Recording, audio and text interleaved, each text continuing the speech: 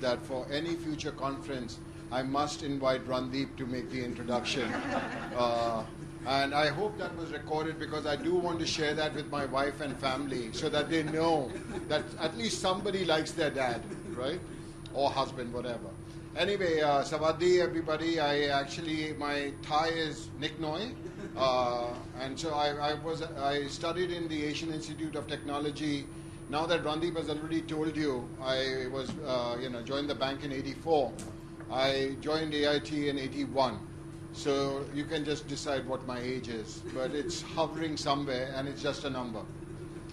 So the intent this morning really is to, when Randeep,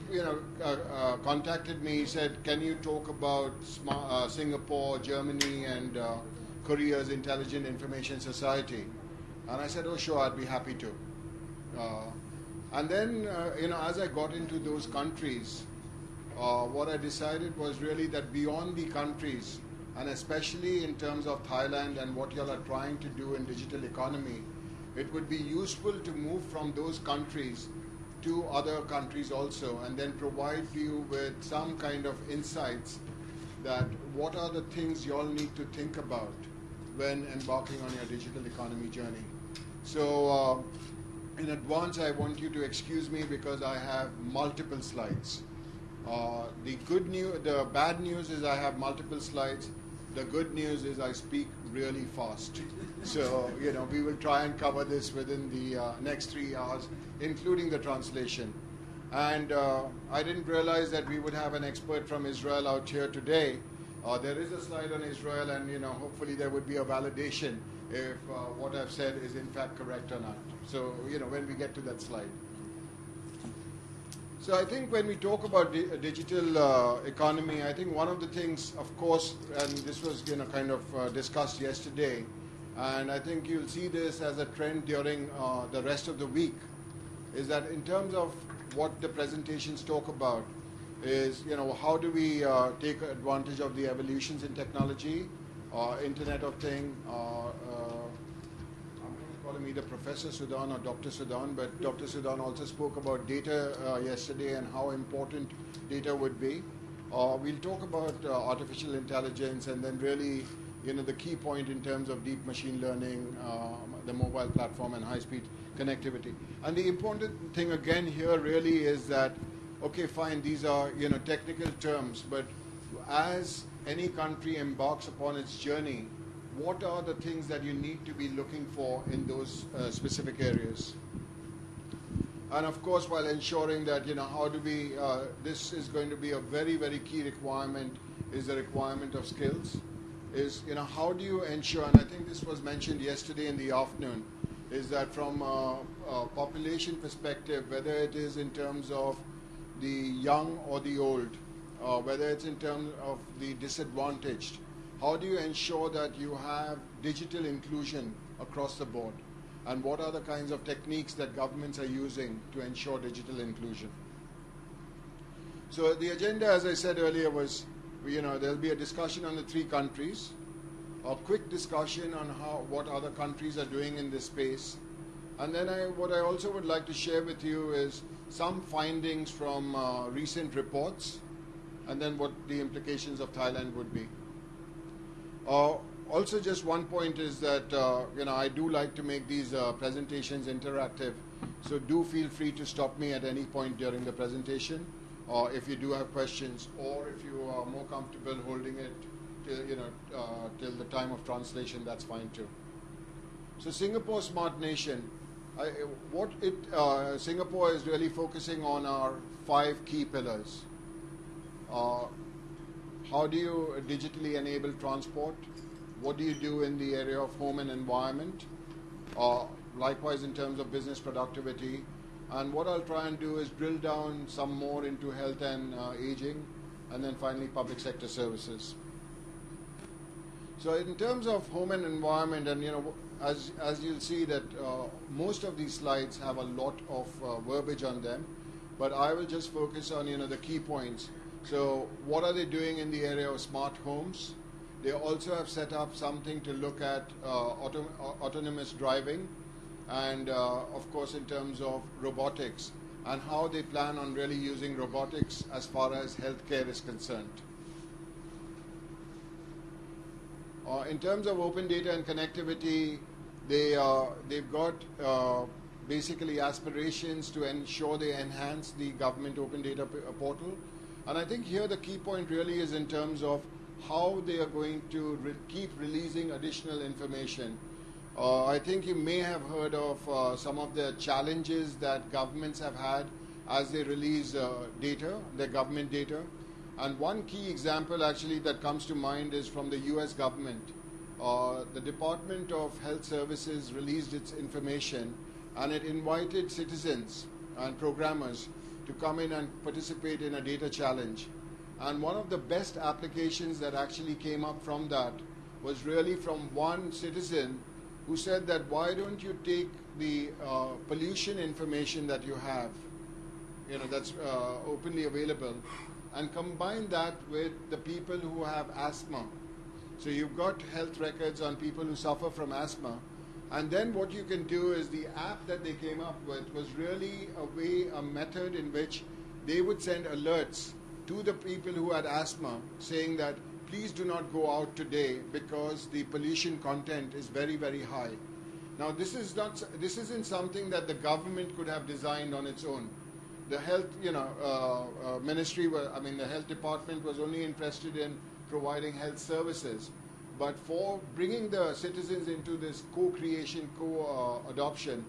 they actually came up with much more value added and much more, many more useful applications that citizens would actually use. Also, Singapore and I think multiple governments are looking at, the Smart Nation sensor platform. Basically, how do you bring in the data from all these different sensors that you have? And I think one of the things which was, I won't mention the country, but we were looking at, the Internet of Things and the different sensors and the data coming from the different sensors. And especially when you try and have, in say, a smart city, you're trying to bring in sensor data and multiple data from different sectors. And the point was because this advanced country had its budget formulation within silos. So each ministry got a budget and they came up with their application. When they were trying to come up with a connected city portal for very prominent city, they found issues in the sensors and the sensor information that they had acquired. So that because the different ministries had gotten different vendors and different suppliers, some of these sensor and the data that they tried to bring together, as part of, say, enterprise service bus or whatever, right? That analogy, they had major issues in. So I'm just saying is that when Thailand is thinking about bringing in Internet of Things and sensor information and all of that, try and ensure that you have it uniform across the different ministries, or at least you source the vendor, the goods from one supplier after going through whatever procurement you need to. Likewise, in terms of research and development, I think here we are going to have a session this afternoon on innovation. But really,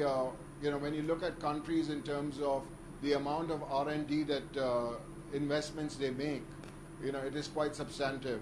And in Singapore's case, they have 19 billion Singapore dollars set aside to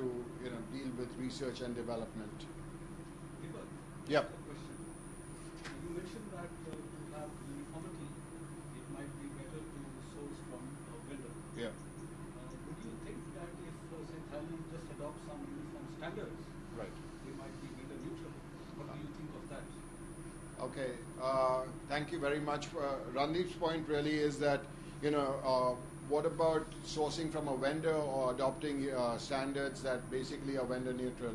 And I stand corrected, that is in fact the way to go. Our guidance normally in terms of procurement is to ensure that whatever standards the country adopts, the procurement documents reflect that, and you ensure that those standards are vendor neutral, so that whoever then responds to your bids will in fact conform to the standards that are put in place for the country. Good point, thank you.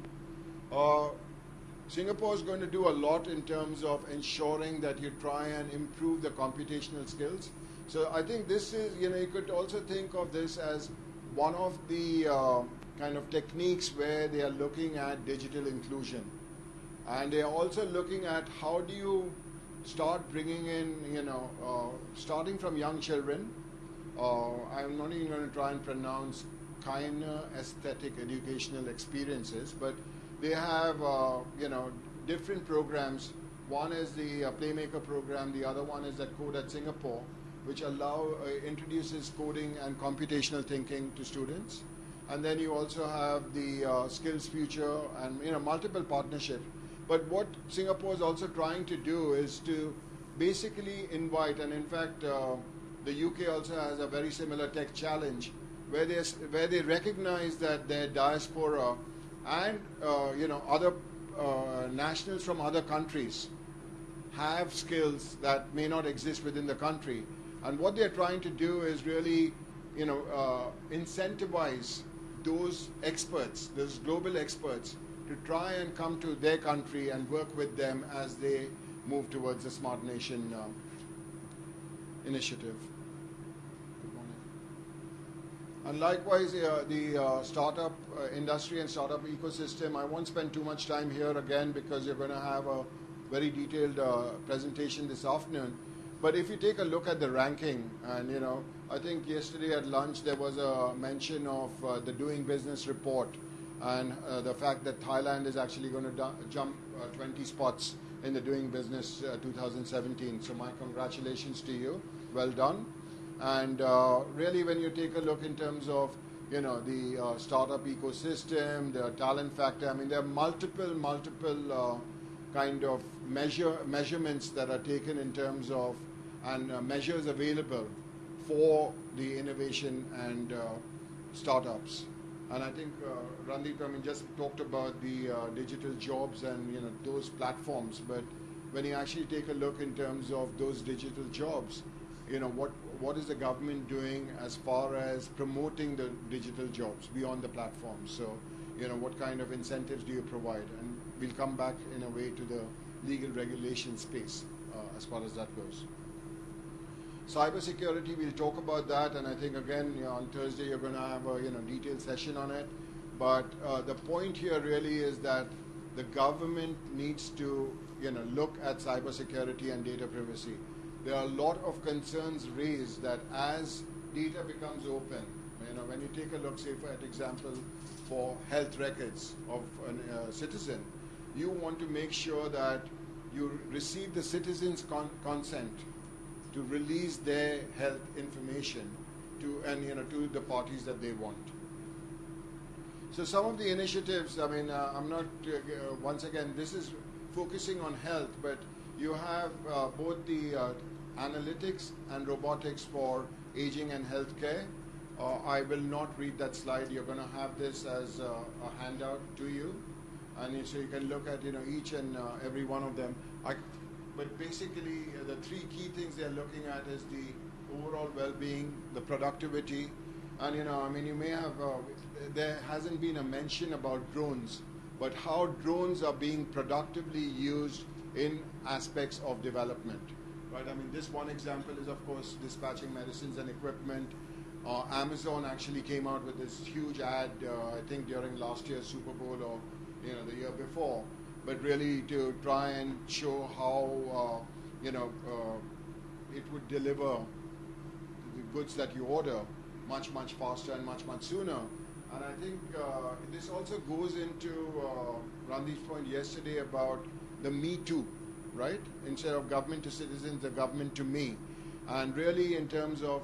where you see the private sector providing these kinds of targeted services to individuals, governments will have pressure in a way to provide that same kind of personalization and roles for their government services also, their digital services. And then of course you have the improved patient care. Now there was talk about how the robots are being used, but this is really in terms of trying to encourage elders, right, to do their exercise routines correctly. And in fact, I'll give you a very low-tech example. I think this was either in South Africa or something, and this is much more in terms of not robots but mobile phones. And they used to send reminders to AIDS patients to remind them to take their medication daily, whenever they had to take it.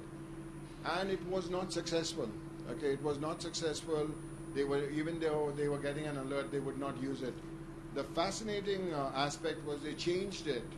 and they sent a joke of the day to the patient.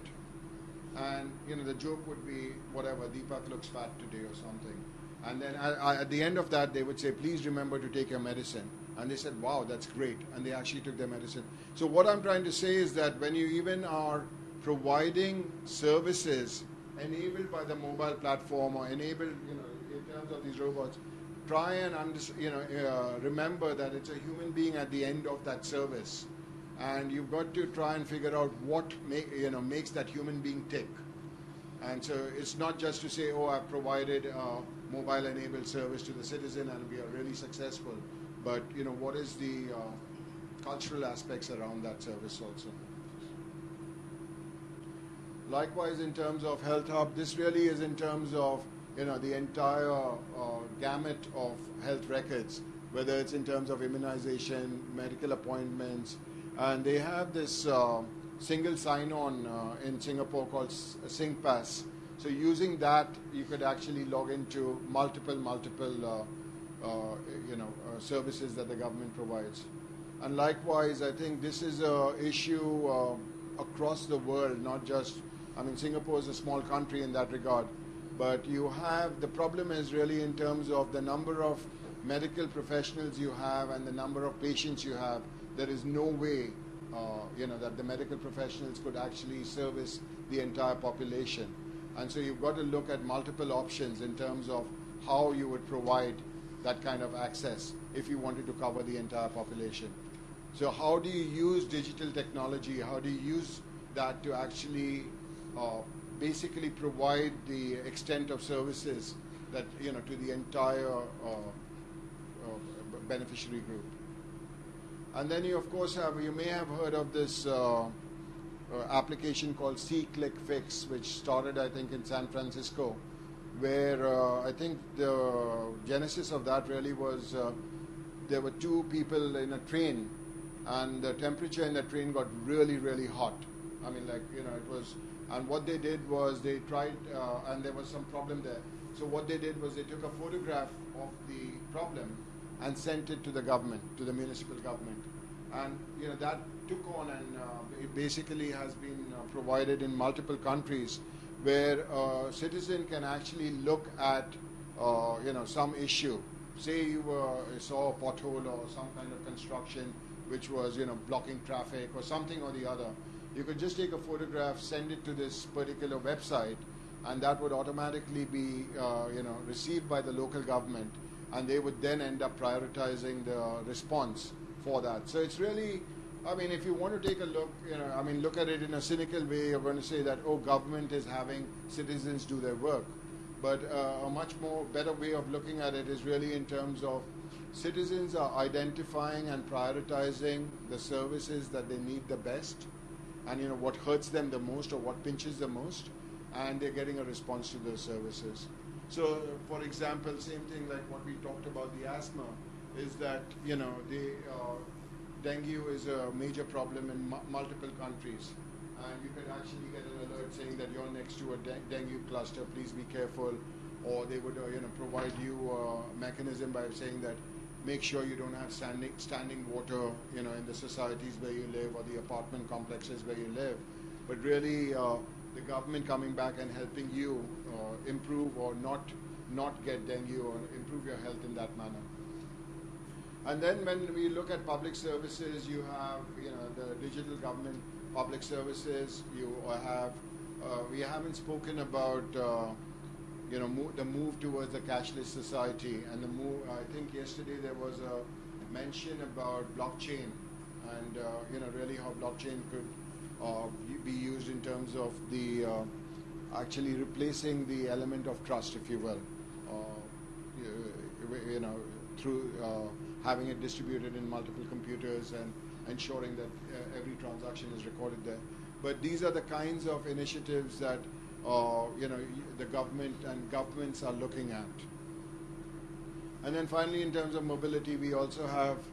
the in fact, I think this is was also a problem in Korea, was that when you're say coming to Seoul,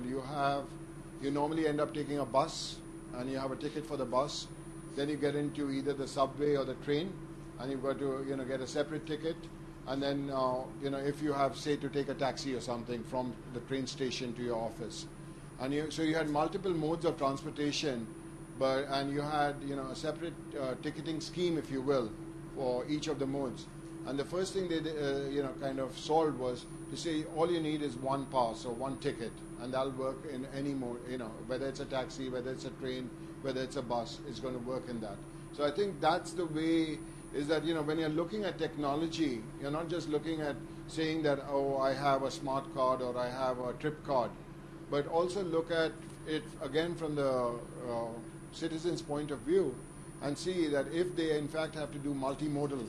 then how can you actually simplify their life in that? And then you also have these mobility on demand. I think there was a mention of Grab yesterday and the credit card there.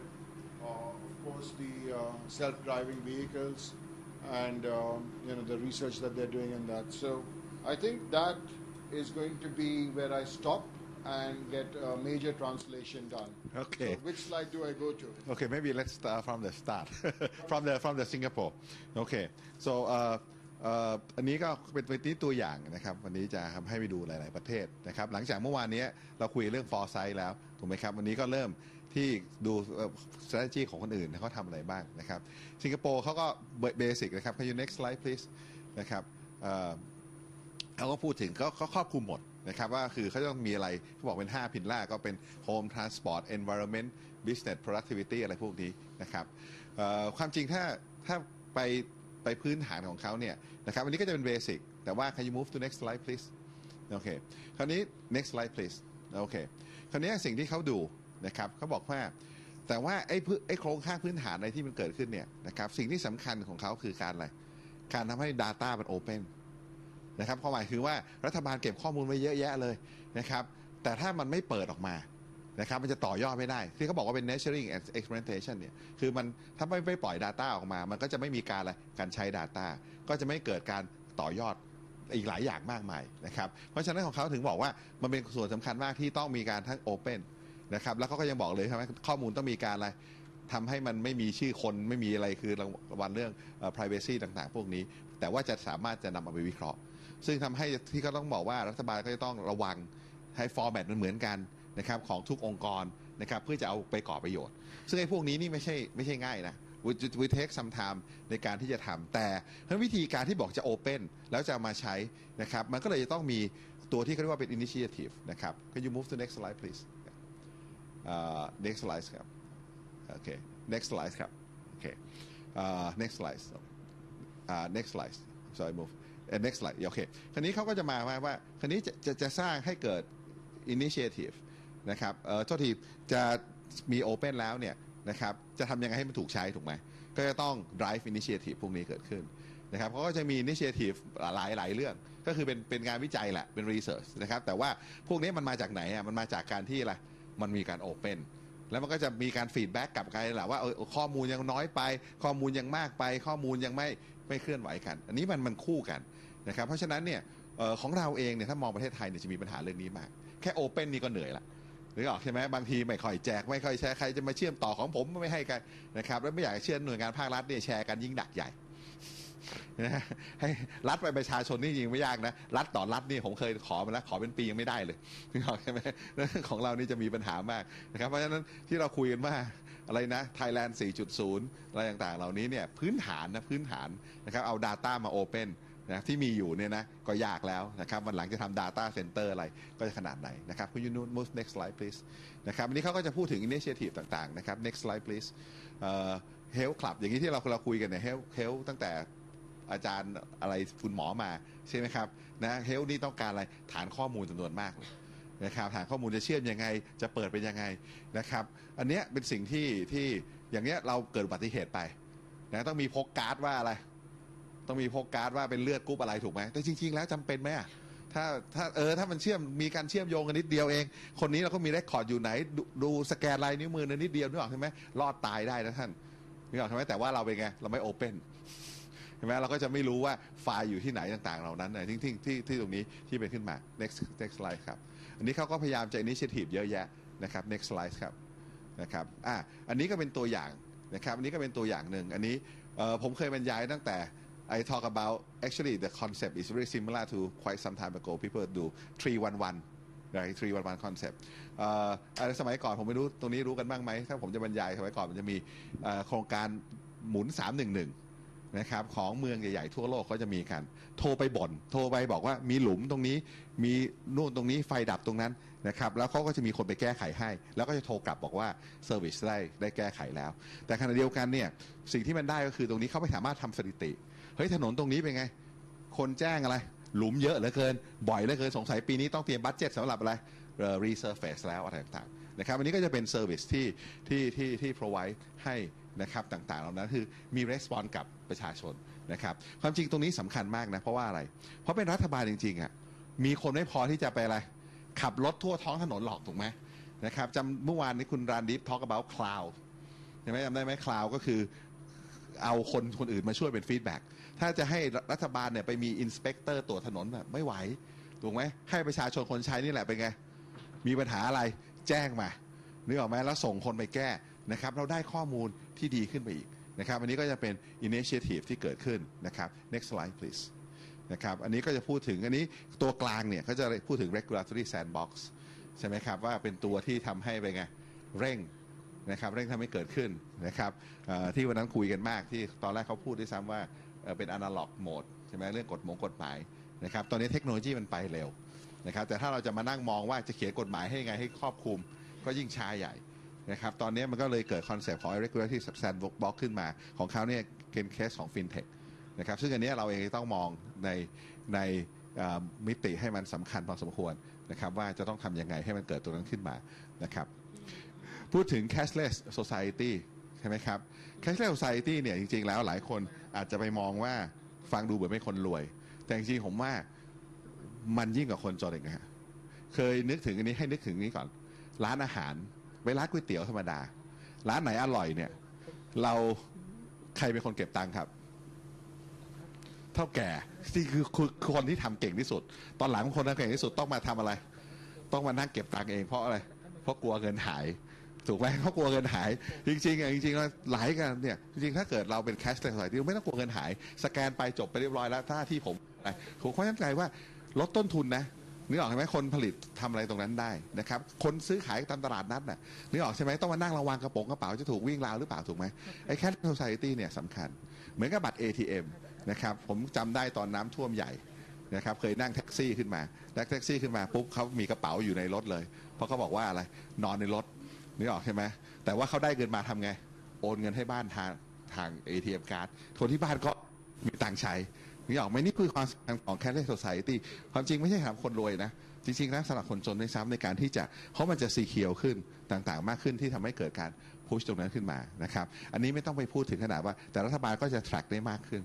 นะครับ track ได้มากขึ้นแต่ว่าจะสามารถจะดูหลายอย่างคือข้อมูลมันจะใหญ่นะครับแต่อันนี้มีความสำคัญ Can you move next please นะครับและอันนี้ก็พูดถึงไอ้โมบายต่างๆนะครับในการที่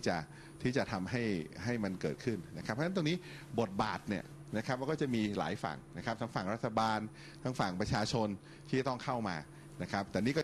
เป็นรูปแบบของสิงคโปร์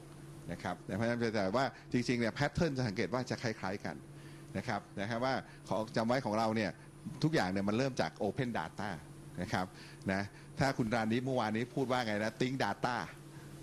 ติ้ง Data นะครับของเราเนี่ยแล้วเริ่มต้นก็ต้องติ้ง Data เหมือนกันใช่ไหมแล้วติ้ง Open Data ใช่ไหมครับว่าเป็นยังไงนะครับเพราะถ้าเกิดไม่ Open ตรงนี้นะครับโอกาสที่จะเกิดต่อไปเป็นไงค่อนข้างยากนะครับเพราะว่าข้อมูลตรงนี้เนี่ยมันค่อนข้างที่จะยุ่งนะครับนะแล้วก็มองประชาชนคนที่จะต้องใช้นะครับยังไม่รู้อย่างล่าสุดนี่ฝนตกล่าสุดที่มันเร็วๆนี้ใช่ไหม2 อาทิตย์วันเสาร์น้ำท่วมเจิ่งนี่ออกใช่ไหมครับฉะนั้นจริงๆแล้วถ้าเกิดเราจริงวันนั้นผมโชคดีมากเลยนะเปิด Google Map เฮ้ยคือมัน7 โมงเช้าผมต้องไปไหนผมมีนัดที่เกษตรผมก็ลงทางด่วนวิภาวดีประจำแต่วันนั้นเปิด Google Map ขึ้นมาสีแดงเถือกแล้วมันก็มีเครื่องหมายอะไรบางอย่างตรงสุทธิสารพอดีผมก็ไม่รู้หรอกว่าน้ำท่วมแต่ผมนึกในใจกูไม่ไปก็ได้กูไปลงทางด่วนงามวงศ์วานแทนแล้วก็ไปเกษตรสุดท้ายผมเพิ่งมารู้เพราะคนที่จะมาประชุมกับผมมาไม่ได้ เพราะว่าน้ำท่วมตรงสุทธิสารซึ่งผมนึกในใจว่าผมโชคดีชิบหายเลยดูforward เข้าไปไม่ต้องมีปัญหาเลยแต่ว่านั่นคือข้อมูลที่มันมีถูกไหมข้อมูลมันมีที่ข้อมูลที่มันเตือนขึ้นมานะครับว่ามันสามารถจะช่วยอะไรเราได้นะครับอย่างนี้กรุงเทพมหานครจริงควรจะมีแอปใช่ไหมบอกว่าอะไรตอนนี้น้ำท่วมอยู่ตรงไหนแล้วแต่เพิ่นผู้ว่าท่านกลัวหน่อยถ้าบอกว่าน้ำท่วมผู้ว่ากลัวถูกปลดใช่ไหมแต่จริงๆแล้วผมว่าเป็นเรื่องธรรมดานะครับที่จะต้องมี data ต่างๆเหล่านั้นนะครับโอเค for next stop for the Singapore okay yep they asked me a little bit regulatory sandbox can I explain them okay ก็คือ regulatory sandbox ก็คืออย่างที่บอกว่าเขาให้ตั้งเป้าหมายไว้ก่อน outcome นะครับอย่างกรณีอย่างรถยนต์ไอ้เซลล์ไดวิ่งคาร์เนี่ยนะครับก็ให้ทดลองเพียงแต่มีข้อแม้ว่าอะไรต้องรีพอร์ตมาทุกวันต้องส่งมาทุกวันเกิดอุบัติเหตุอะไรเกิดอุบิเหตุอะไรขึ้นมาต้องรีพอร์ตขึ้นมาเพื่อคอยมอนิเตอร์ริงว่ามีปัญหาอะไรไหมถ้ามีอาจจะต้องอะไรสั่งหยุดแต่ถ้าไม่มีก็ให้ทดลองไปนะครับคือพูดง่ายๆทำไปลองไปไม่ใช่ว่าต้องมานั่งเขียนกฎเถียงกันแล้วค่อยลงมือทำอนุญาตให้อะไรทำไปก่อนแต่ขออะไรขอตรวจสอบเขาพูดถึง real time ใช่ไหมข้อมูลที่ต้องไหลขึ้นมานะครับกรณีของฟินเทคก็คงเป็นอย่างนั้นน่ะคือมีเรื่องทางการเงินมีใครซื้อต้องเปิดข้อมูลคือภาคเอกชนก็ต้องเปิดข้อมูลไม่ใช่ไปปิดข้อมูลให้รัฐบาลดูรัฐบาลก็ขอดูมอนิเตอร์ริงว่าคนใช้เป็นยังไงดูอะไรเกิดปัญหาหรือเปล่านะครับแต่เป้าหมายร่วมกันก็คือว่ามันมีประโยชน์ที่อกรีก่อนตอนต้นว่ามันจะมีประโยชน์แบบนี้รัฐบาลก็ต้องไปดูแล้วมันเกิดประโยชน์จริงหรือเปล่าถ้าใช้ไปเริ่มชักแย่อาจจะอะไรขอปิดไม่หรอกใช่ไหมแต่ถ้าใช้ไปแล้วไม่มีปัญหานะครับอย่างยกตัวอย่างUber อย่างเงี้ยถ้าทำ regulatory sandbox ทำยังไงก็เปิดให้บริการแต่ต้องส่งข้อมูลมาทุกวันนะทุกคลิปคนนี้ขับเป็นยังไงมีใครคอมเพลนมีอะไรมีช่องทางที่เขาแท็กเรียลไทม์ตลอดเวลาแล้วสุดท้ายผ่านไป1 ปีก็บอกว่าเฮ้ยมันไม่เห็นมีถูกข่มขืนเลยไม่เห็นมีถูกปล้นจี้เลยความจริงก็ไม่เลวร้ายอะไรเข้าใจประเด็นที่ผมพูดไหมฮะนะครับนี่คือ regulatory sandbox นะครับก็คือว่าปล่อยให้ทำแต่ว่ามีอะไรขอดูดข้อมูลตลอดเวลาไม่ใช่ว่าต้องไปรีจิสเตอร์ไปทำอะไรแล้วเสร็จแล้วพอถึงเวลาก็ปล่อยเข้าไปแล้วก็ไม่ดูอะไรติดตามละใช่ไหมครับก็เลยคืออยากจะดูศึกษาว่ามันอินเตอร์แอคกับระบบอย่างไรนะครับนี่คือ regulatory sandbox ก็คือว่ายอมรับเทคโนโลยีเร็วขึ้นแต่ว่าขอกำกับขอสงวนสิทธิ์การยกเลิกไว้ก่อนขอดูข้อมูลกันคือพูดง่ายๆคือ monitoring ก็จะเกิดไวขึ้นเพราะไม่งั้นก็ต้องอะไรโอ้โหเอาสถิติไปทำกฎหมายกว่าจะออกกฎหมายได้5 ปีจบนี่ออกใช่ไหมแล้วส่วนใหญ่เวลาออกกฎหมายก็ไม่อยากจะบอกว่าอะไรเราก็ไปลอกประเทศอื่นเข้ามาใช่ไหมเพราะฉะนั้นมันก็จะช้านะครับ regulatory sandbox นี่ก็ทำให้มันเกิดขึ้นเร็วขึ้นนะครับอย่างกรณีเนี่ย safe driving car นี่แปลกมากเลยทุกประเทศในโลกวิ่งกันเอากันหมดเลยนะครับอย่างสิงคโปร์นี่ก็ one of the leading using the safe driving car which is very to me is very strange and in particular for me is US is very strange typically US is concerned about lawsuit very safety but somehow they realize that self-driving car is the future of the tech so they allow to be experiments on the road or something like this is very unusual for typical US government in terms of the lawsuit or something that they allow okay based on those regulatory frameworks okay done I think for the rest of the presentation, I will talk even faster because Kun Pontep is doing such a great job in, explaining to you. Anyway, so now coming to Germany, and I guess really coming to Industry 4.0, right? And it's kind of interesting. I mean, when you actually take a look, and I think this next slide even explains it much better, is I guess Industry 1 really was, when you look at steam power and mail, so really how industrial and communicational revolutions have been converging together. You then had actually the Industrial Revolution, right, which was really in terms of electrical power and telegraphy. Then you had the IT revolution, which was automation and the internet. And now Industry 4.0 really is what people are calling industrial internet, wherein you start bringing in all the Internet of Things and artificial intelligence, blockchain, I mean all of those things to actually come up with smart connected devices. And I think yesterday there was a mention that by 2020 you will have more than 20 billion connected devices. And the question in terms of really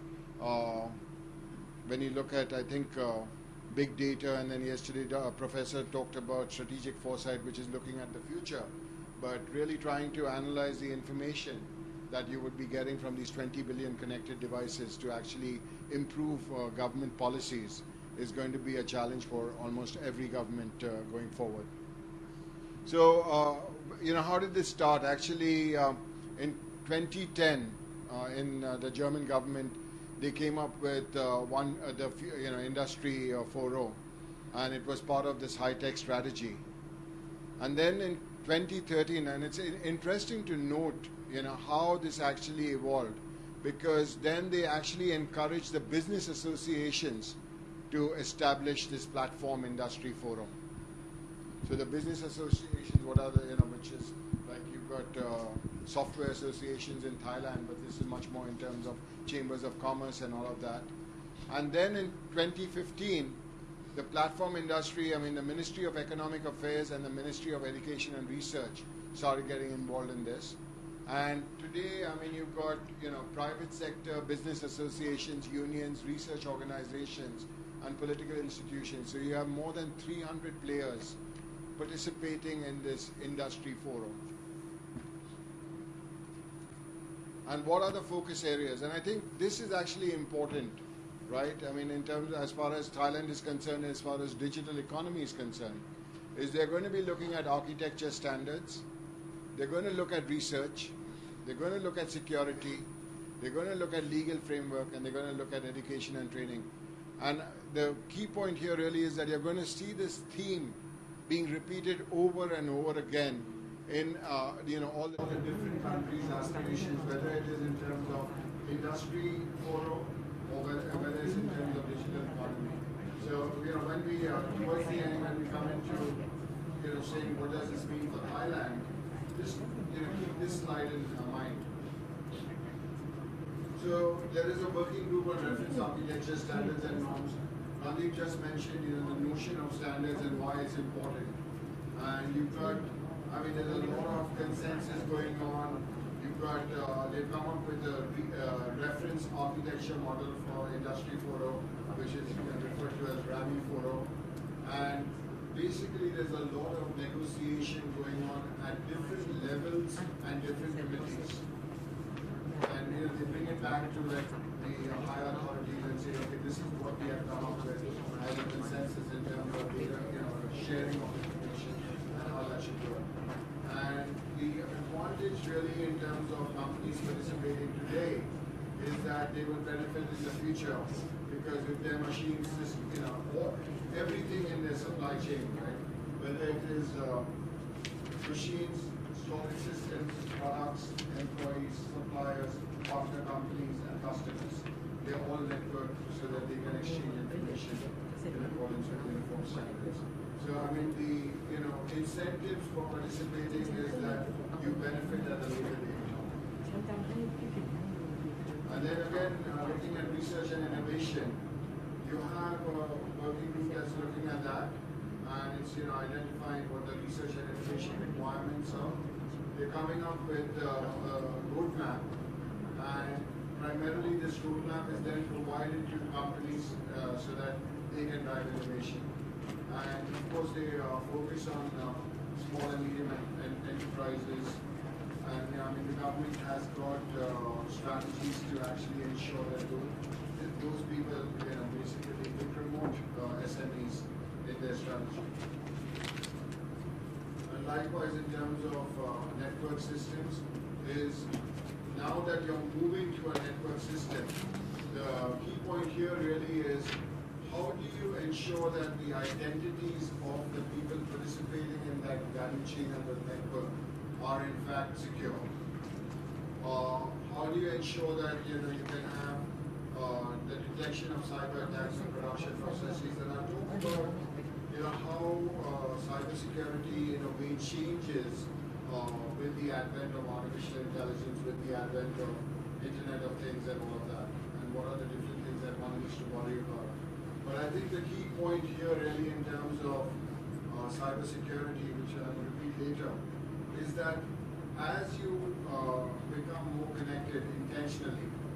as you start exposing your processes to external entities for business, you need to ensure that the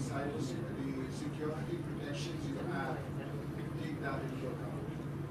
So you are, we talk about being a global economy and you're actually going to transact globally. How do you ensure that because of that global interaction, you do not open yourself up to more hacking and more security breaches?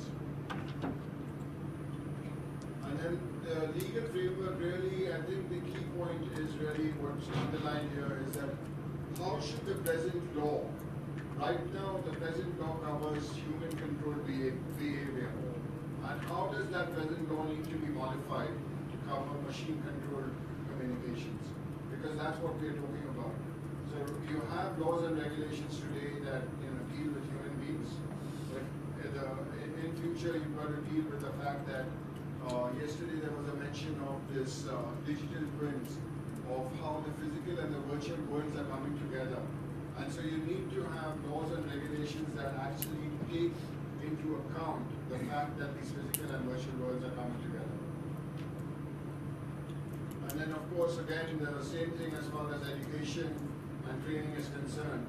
How do you ensure that the human-machine interfaces and cooperation are designed both in terms of dealing with the people involved as well as the enterprises involved? And the training and communication actually changes, right? Oh, sorry. You need to now actually have training and qualification programs in hybrid fields, because this is what's with Industry 4.0 and the fact that they're going into human and machine. So what does this actually end up? What does this translate into in terms of training programs going forward? And then finally, Germany has a digital strategy, and where they are looking at connectivity, they're looking at startups, they're looking at smart networks, data security, new business models, digital education, and here is digital Industry 4.0 and how that fits in to Germany's digital strategy for 2025. So once again, over to you. ครับอันนี้ก็ค่อนข้างก็พูดกันมาหลายทีแล้วนะครับเรื่องของเยอรมนี 4.0 นะครับแต่ว่าจริงถ้าจะมาพูดเชิงเปรียบเทียบ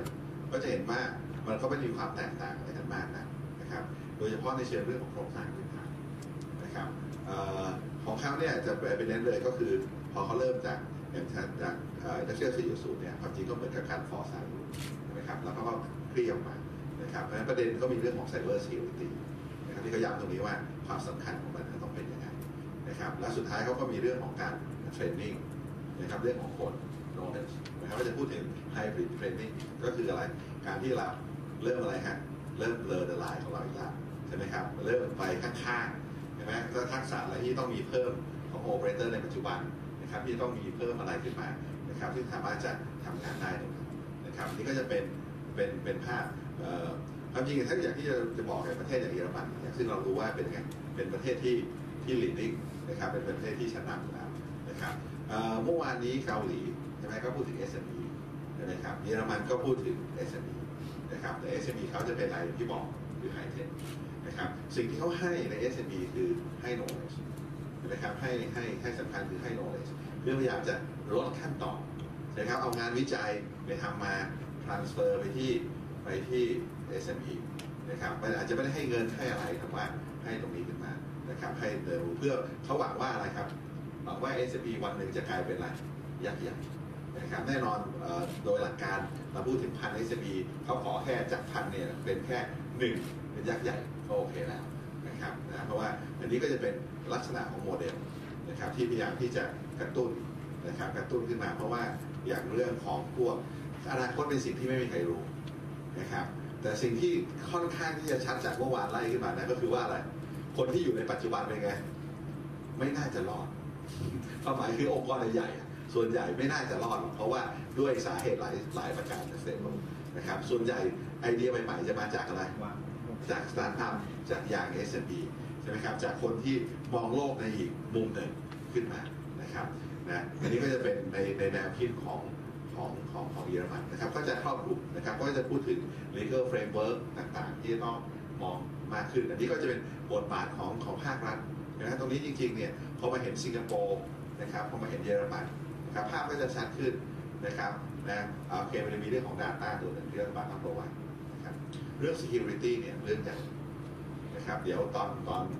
วันศุกร์เนี่ยจะมี expert ด้าน security ขึ้นมานะครับแต่ว่าอย่างที่บอกเรื่อง security เนี่ยกลับกลายเป็นเรื่องใหญ่ที่เราจะต้องทำว่าอยากจะดูโลกดิจิตอลแล้วจะทำ security ทำยังไงนะครับผมชอบแซวอยู่เสมอว่าอะไรนะข้าราชการชั้นผู้ใหญ่ของเราอยากใช้ gmail.com เลยอ่ะไม่เอาใช่ไหมแล้วเรา secure ได้ยังไงใช้ hotmail.com ใช้ Yahoo นะครับกันเต็มไปหมดเลยทั้งที่เรานะเป็นความลับทั้งนั้นเอง 48 49นะครับที่จะต้องทำตรงนั้นเนี่ยเรามีความตระหนักถึงขนาดไหนนะครับแล้วก็จะเป็นเรื่อง security นะครับและที่ต้องผมเชื่อว่า security ส่วนหนึ่งสำคัญอยู่ไม่ใช่เพื่อการอื่นก็คือเรื่องของ skill เรื่องของการเรียนรู้อย่างทุกวันนี้เรายังไม่สอนลูกสอนหลานเลยว่า cyber security เป็นยังไงเพราะว่าจริงๆเราก็ยังไม่รู้เหมือนกันก็สอนลูกสอนหลานไม่ถูกเหมือนกันนะครับอันนี้ก็จะเป็นวิชวลหนึ่งที่ผมมองว่าเรายังมีประเด็นตรงนั้นอยู่นะครับโอเคครับ Alright, so now coming on to country 3, which is Korea, and really talking about their intelligent information society. I think yesterday there was also a mention in terms of who the other countries are, and I think there was a mention about America Smart, America Challenge, and the Brain Initiative.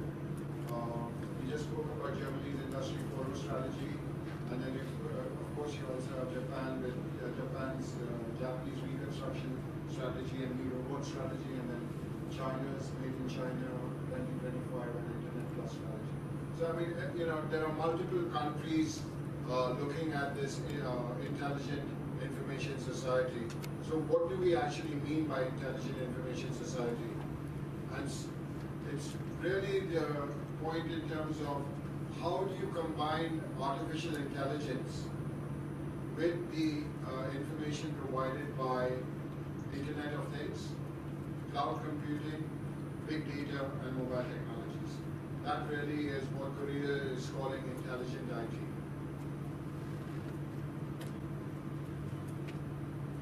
So the examples really, I mean, this slide is kind of difficult to read. I'll just run through a couple of them.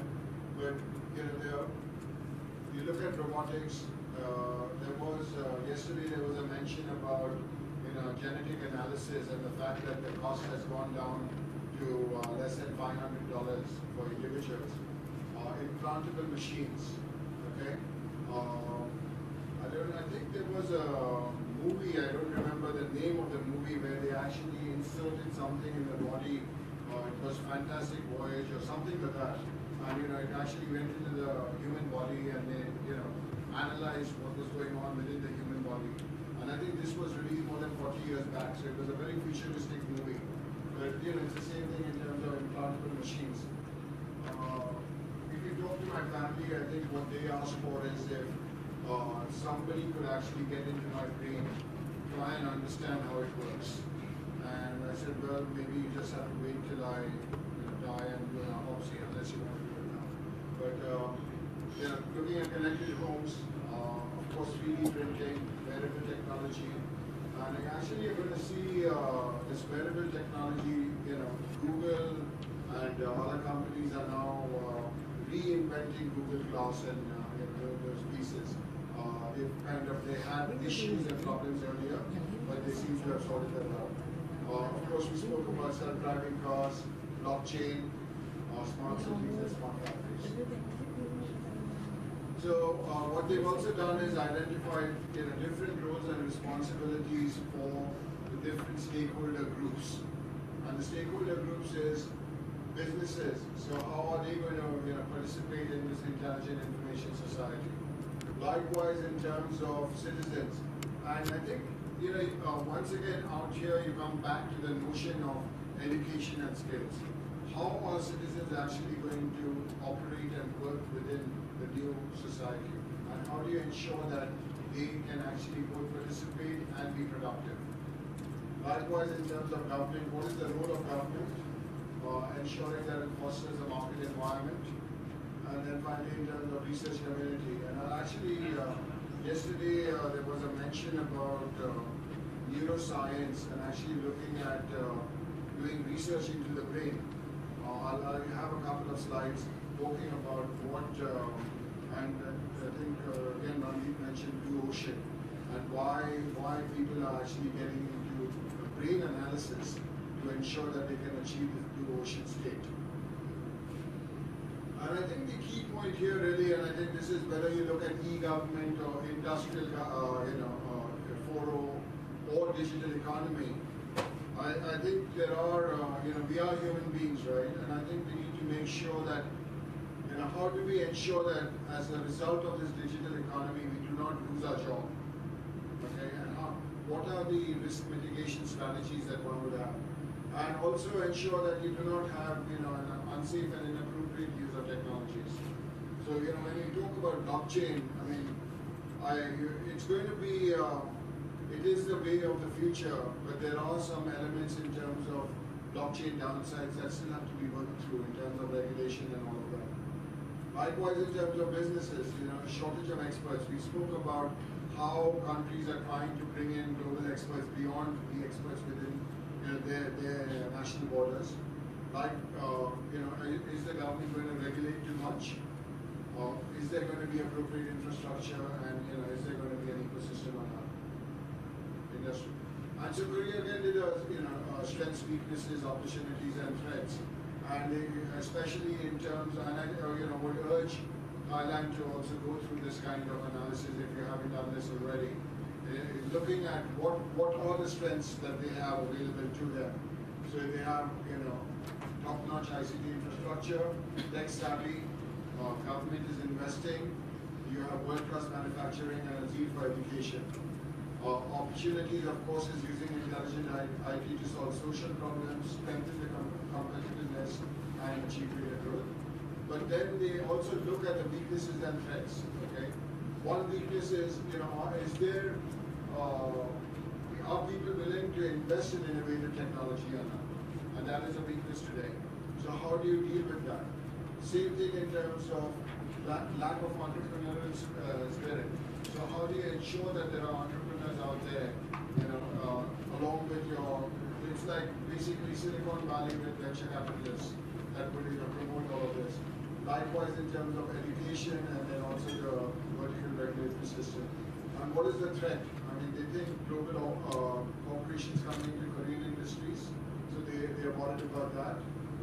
The changing structure of employment, I think tomorrow you will hear about digital jobs or day after. Likewise in terms of hacking and threats to privacy. You'll notice that this is a common theme.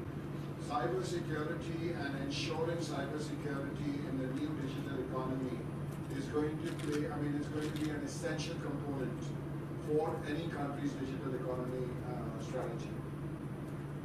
There just are no two ways about that. So the critical success factors they're looking at is making sure that, both in terms of technology, industries and society, and making, as far as how do you go about reforming the labor market and increasing education for creative personnel? So So these are, they've identified the critical success factors. And then they start with each of the policy initiatives. So how do you foster the data and network infrastructure? Okay, wherein Korean companies can come up with their own innovative technologies. And once again, I think we spoke about this earlier, but this is really what mobile and Internet of Things, the cloud and big data, and then artificial intelligence. And how do you come up with superior algorithms to provide optimal and competitive solutions? So they have an entire policy initiative to deal with this area. And then applying intelligent IT, we went through this, but really how for each of those things, for biotechnology, this is more in terms of the different sectors. So, and we spoke about the intelligent IT. How would you apply all of this to biotechnology, to welfare, to public administration, healthcare, manufacturing, transportation, finance, energy, right? So they're looking at each and every different sector within the Korean economy,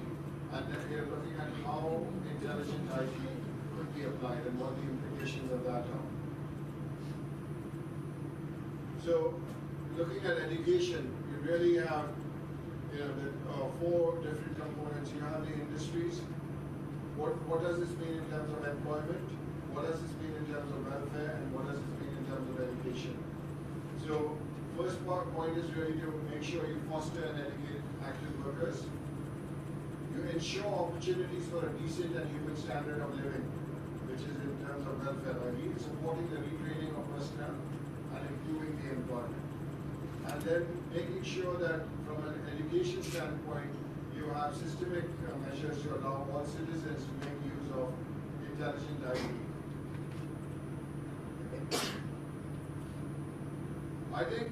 yesterday there was a mention about the importance of data and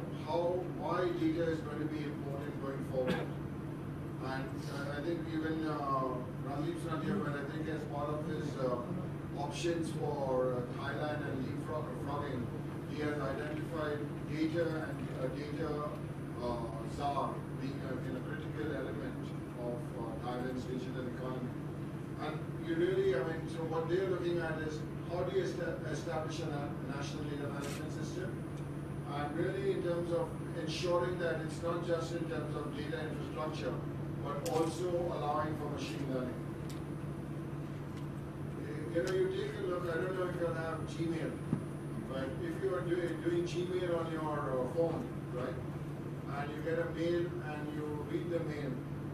at the bottom Gmail has 3 options: thanks, yes, I'll think about it, or something or the other. It actually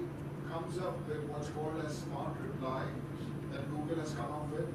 It is using artificial intelligence to figure out what you have, what is that was written in the mail and what the possible responses could be. So that's how Google is already incorporating artificial intelligence in their products.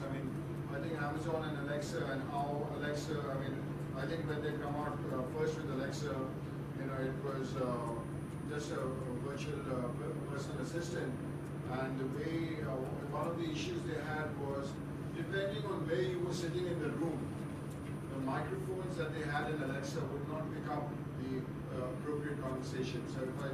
told Alexa, tell me, where I'll get pad thai, the best pad thai nearby, Alexa would say, just go to the 2nd floor. Or it would not say that. And then they redesigned the Alexa device itself to include the number of microphones so that it would, and also understand multiple conversations. So especially if there is a family in a household and four of them are talking to Alexa, they came up with measures and artificial intelligence measures to understand voice. Okay. So again, coming back to the data part, first is to convert public data into open formats. Provide data with high utility. This is similar to what Singapore said, right? Open data portal and release additional data sets, right?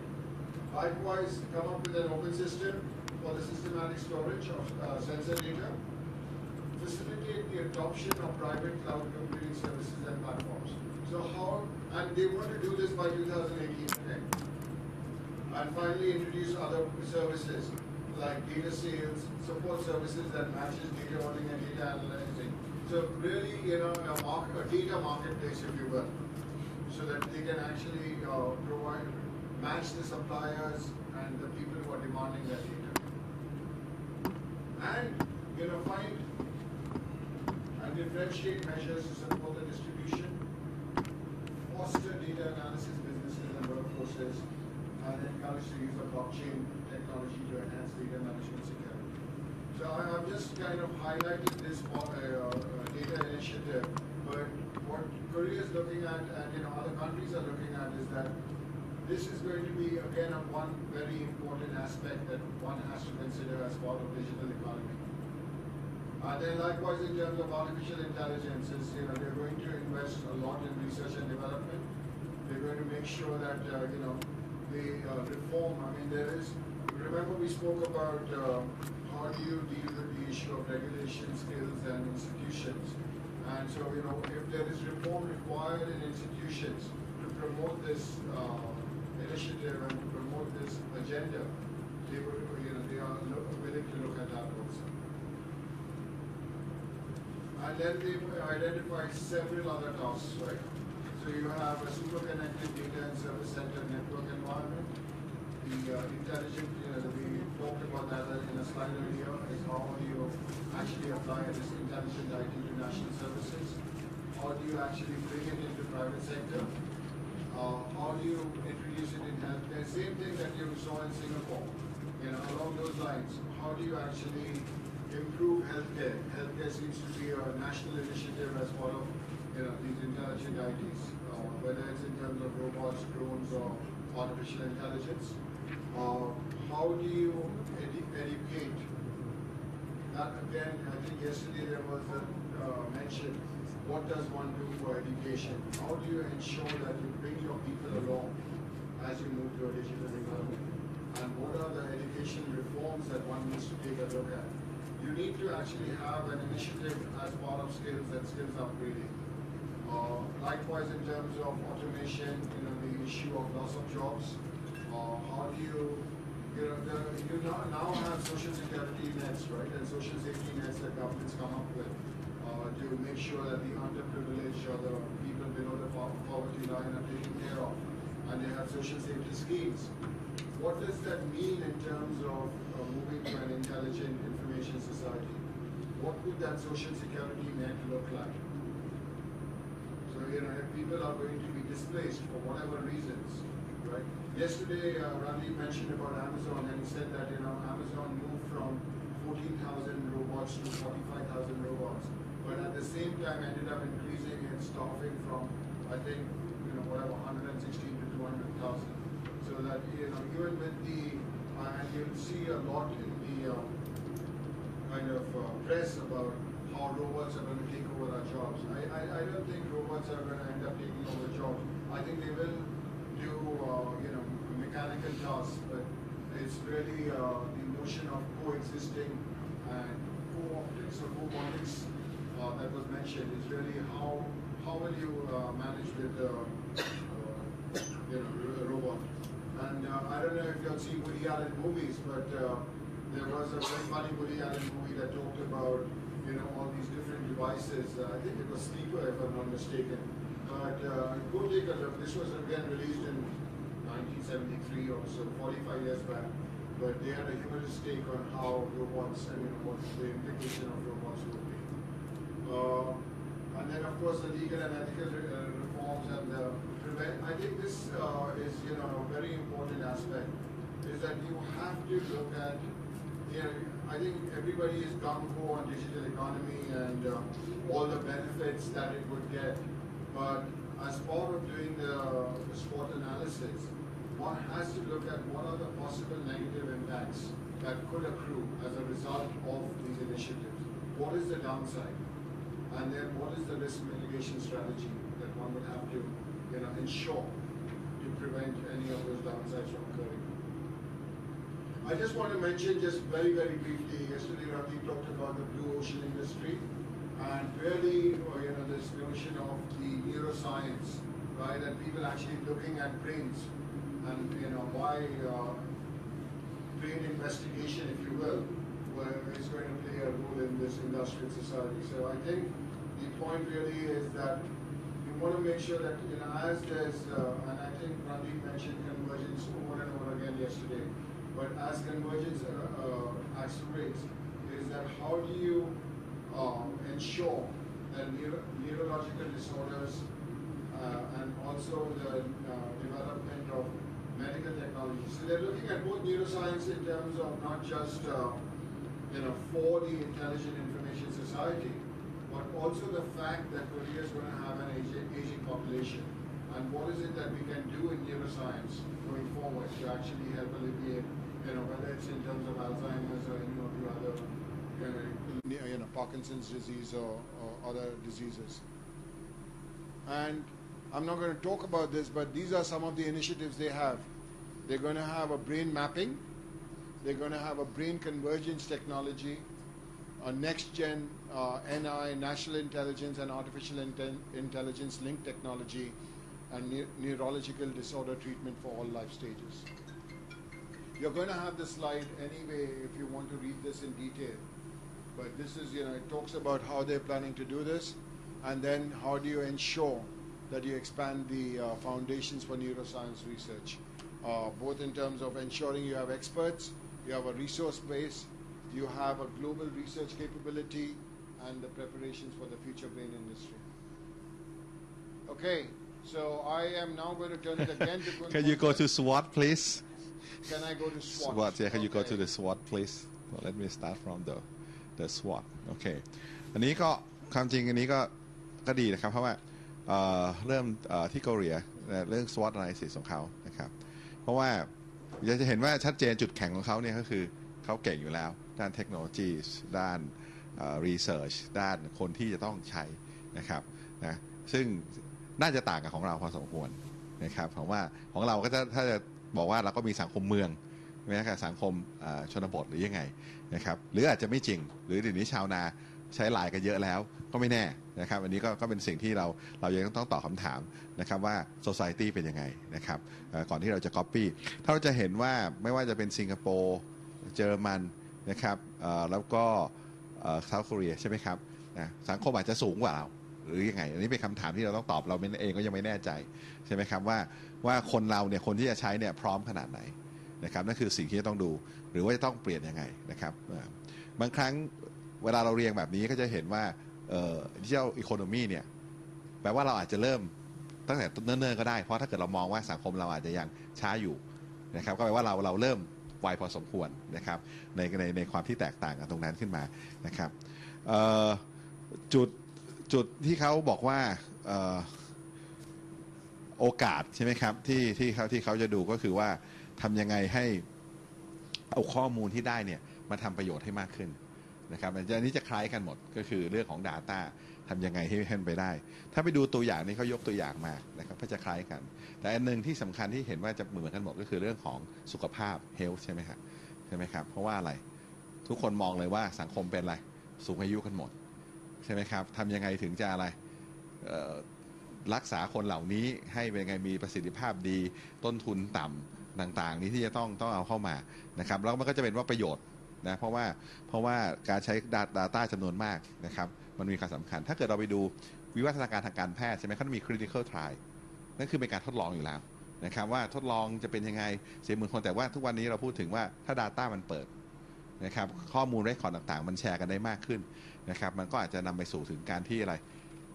รักษาหรืออะไรต่างๆได้รวดเร็วขึ้นนะครับมันนี่ก็คือโอกาสที่จะเอาเข้ามานะครับของเขาจะพูดถึงเรื่องของ AI เยอะเลยถ้าเราไปลิสต์ไปดูแล้วต่อไปใช่ไหมครับ AI นะครับ AI ผมโทษ AI กินอะไรเอ่ยกิน Data นึกออกใช่ไหมนั่นคือความสำคัญของมันคือกิน Data AI นี่ถ้าไม่มี Data นี่เป็นไงจบนึกออกใช่ไหมครับเห็นไหมไอโทรศัพท์อันใหม่ iPhone 10 ของเขาเนี่ยใช่ไหมที่เขาบอกว่ามีระบบหน้าที่มาแทน fingerprint อะไรต่างๆในการ reading ใช่ไหมเขาบอกว่า Apple บอกว่าเทรนคนมาเป็น1,000 ล้านคน ไปเอาหน้าคน1,000 ล้านคนมาเทรน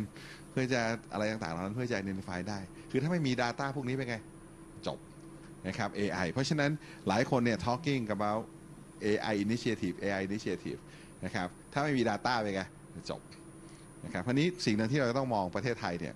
data ฝั่งรัฐบาลเป็นยังไงอันนี้เราโน้ตกันไปเรียบร้อยแล้วนะครับ data เอกชนอาจจะมีเยอะกว่าก็ได้นะฮะเมื่อกี้เขาไปยกตัวอย่างผัดไทยหรือ executive ผัดไทยเราไปที่วงในอาจจะมีข้อมูลเยอะ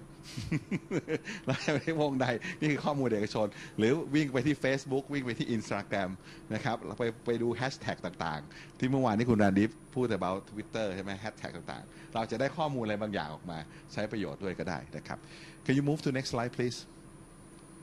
โอเคแล้วอันนี้ก็ critical success factor นะครับอันนี้สิ่งที่เขาลิสต์ออกมานะครับเขาก็ยังให้ความสำคัญกับเรื่องของอะไร data infrastructure นะครับเกาหลีเนี่ยแก้ไขวิธีการที่รัฐบาลไม่แชร์ข้อมูลกันระหว่างหน่วยงานทำไงรู้ไหมครับเขาตั้ง data center รวมเลยแล้วสั่งให้ของทุกกระทรวงมาอยู่ที่เดียวกันหมด นั่นคือวิธีการของเกาหลีก็คือ rewrite business process แล้วก็เก็บ data มาไว้เป็นที่เดียวเพื่อให้จะได้ง่ายต่อการอะไรแจกจ่ายให้ประชาชนเชื่อมต่อนะครับแล้วตัวที่2ของเขาก็จะเป็นเรื่องของพยายามจะดูเรื่อง convergent มาอีกแล้วผสมผสานคือการใช้ประโยชน์ใช่ไหมครับของข้อมูลต่างๆนะครับblur the line แล้วก็เรื่องของอะไร education นะครับ education training นะครับเทคโนโลยีไม่พอสุดท้ายก็ต้องใช้อะไรความเป็น creative ของคนที่จะต่อยอดเป็นยังไงนะครับอันนี้ก็จะเป็นตัวสำคัญนะครับที่เรามาไล่กันเห็นเลยว่าทุกประเทศก็จะมาที่ SME มาเทรนคนกลุ่มใหม่ให้ความรู้คนกลุ่มใหม่นะครับเพื่อที่จะไปต่อตรงนั้นขึ้นมาเพราะก็เชื่อว่าคนกลุ่มเดิมหรืออุตสาหกรรมเดิมเขามีทรัพยากรที่จะโตตรงนี้อยู่แล้วนะครับก็มาให้ในส่วนนี้นะครับ Can you move next slide please นะครับและอันนี้ก็จะเป็นตัวอย่างนะครับของเรื่องการใช้ข้อมูล innovative นะครับเรื่องของเนี่ย develop and foster data network infrastructure ยังคงอยู่นะครับคือเล่าให้ฟังว่าไอ้นี่เรื่องพัฒนา data เนี่ยแทบจะเรียกว่าเป็นสเต็ปที่0นะสเต็ปที่0ของการพัฒนา digital economy เลยนะครับซึ่งบางครั้งเนี่ยผมรู้สึกว่าเราเองเหมือนมองข้ามไปเนาะนะครับเราชอบพูดถึงตอนจบอะIoT Internet of Things เราพูดถึง Self Driving Car เราไปพูดถึงอะไรนะ E-Agriculture ที่บอกใช่ไหมแต่ว่าท้ายที่สุดเนี่ยไอ้ตัวเบสิกก่อนต้นๆนะว่า Data ของรัฐบาลเนี่ยเปิดหรือเปล่านี่ก็จะเป็นคำถามพอสมควรเลยนะครับ Move next slide please นะครับพอ you move next slide please โอเคและอันนี้ก็เขาก็จะเห็นของค่าอย่างรัฐบาลเกาหลีใช่ไหมครับเขาจะเริ่มเอามา1เรื่อง education ไม่ต้องพูดถึงนะครับแล้วก็จะมาดูเรื่องของ welfareนะครับเวลแฟร์ก็อย่างที่บอกแล้วเราพูดถึง aging society หรือทำยังไงนะที่จะเอาข้อมูลมาวิเคราะห์ analyze ต่างๆเหล่านั้นนะครับแล้วก็มีเรื่องของ employment นะครับที่จะต้องทำคือปรับนะครับอันนี้เรื่องของ employment เนี่ยอย่างที่เรารู้อยู่แล้วว่ามันก็มี backlash ของการทำ digital economy นะครับมีคนบางคนไม่สามารถจะต่อยอดได้อาจจะมี job ที่ถูกทดแทนมากขึ้นนะครับมันก็จะกลับเข้ามาว่าเราจะทำยังไงตรงนี้ขึ้นมานะครับในการที่จะรีเทรนคนต่างๆนะครับอย่างยกตัวอย่างที่เราเห็นนะทุกคนไม่พูดถึงใช่ไหมแต่ผมก็อยากขอจั่วไว้ใช่ไหมว่าวันหลังเซลล์ได้วิ่งคามาแล้วคนขับแท็กซี่ไปไหนนะครับหรือว่าคนขับแท็กซี่จะประท้วงหรือทำไมก็ไม่เกิดเซลล์ได้วิ่งคาแต่ว่าเรารู้กันอยู่ว่าการประท้วงถ้าพูดหลักการคืออะไรมันก็แค่ดีเลย์ไปเท่านั้นเองใช่ไหมครับก็ดูอย่าง Uber ดูอย่าง Grab นี่ออกใช่ไหมผิดกฎหมายแท้ๆนี่ออกใช่ไหมมันก็ยังเกิดขึ้นได้แล้วก็เริ่มเยอะขึ้นเรื่อยๆนี่ออกไหมในฐานะคนใช้ก็ใช้ผสมผสานกันคือถ้ามันเรียกแท็กซี่ง่ายๆก็เรียกแท็กซี่ธรรมดานั่นแหละใช่ไหมแต่เริ่มคอมพลีเคทมากขึ้นก็เรียก Grab เรียก Uber ใช่ไหมครับเพราะฉะนั้นตรงนี้มันก็จะเป็นอิชชูว่าโอเคเราจะทำยังไงซึ่งมันจะต้องเริ่มคุยตั้งแต่วันต้นๆนะครับวันต้นๆว่าเป็นยังไงนะครับอันนี้จะเห็นว่าประเทศไม่ว่าจะเป็นทั้งสิงคโปร์เยอรมันและเกาหลีกังวลเรื่องนี้มากนะครับว่าจะเป็นยังไงนะครับแต่ว่าส่วนหนึ่งเขาอาจจะเห็นภาพแล้วว่ามันจะเกิดอะไรขึ้นเราเองยังลึกๆที่มาเรียนกันวันนี้ที่มาคุยกันทั้งหมดเรายังไม่ค่อยเห็นภาพว่าดิจิทัลอีโคโนมีจริงๆเนี่ยนะครับจะเทิร์นเอาท์ยังไงนะครับแต่สิ่งหนึ่งที่อยากจะบอกว่าแต่ละประเทศเนี่ยมันไม่เหมือนกัน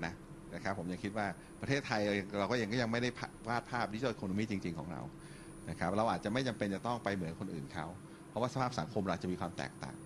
นะครับผมคิดว่า เราอาจจะไม่จำเป็นจะต้องไปด้วยความรวดเร็ว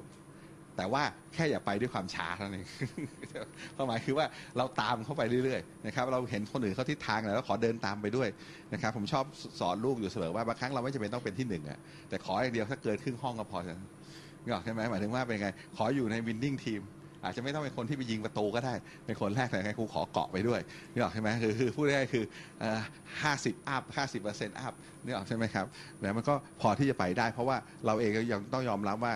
อินฟราสตรักเจอร์หลายๆอย่างของเราหลัง left behind อยู่นะครับมันคงจะเป็นเป้าหมายที่จะยากถ้าจะบอกว่าเราจะเป็นระดับที่1อะไรอย่างนี้นะครับพอ next slide please นะครับวันนี้เขาก็พูดถึง develop นะครับวันนี้ก็จะมีเนี่ย open system คล้ายๆการ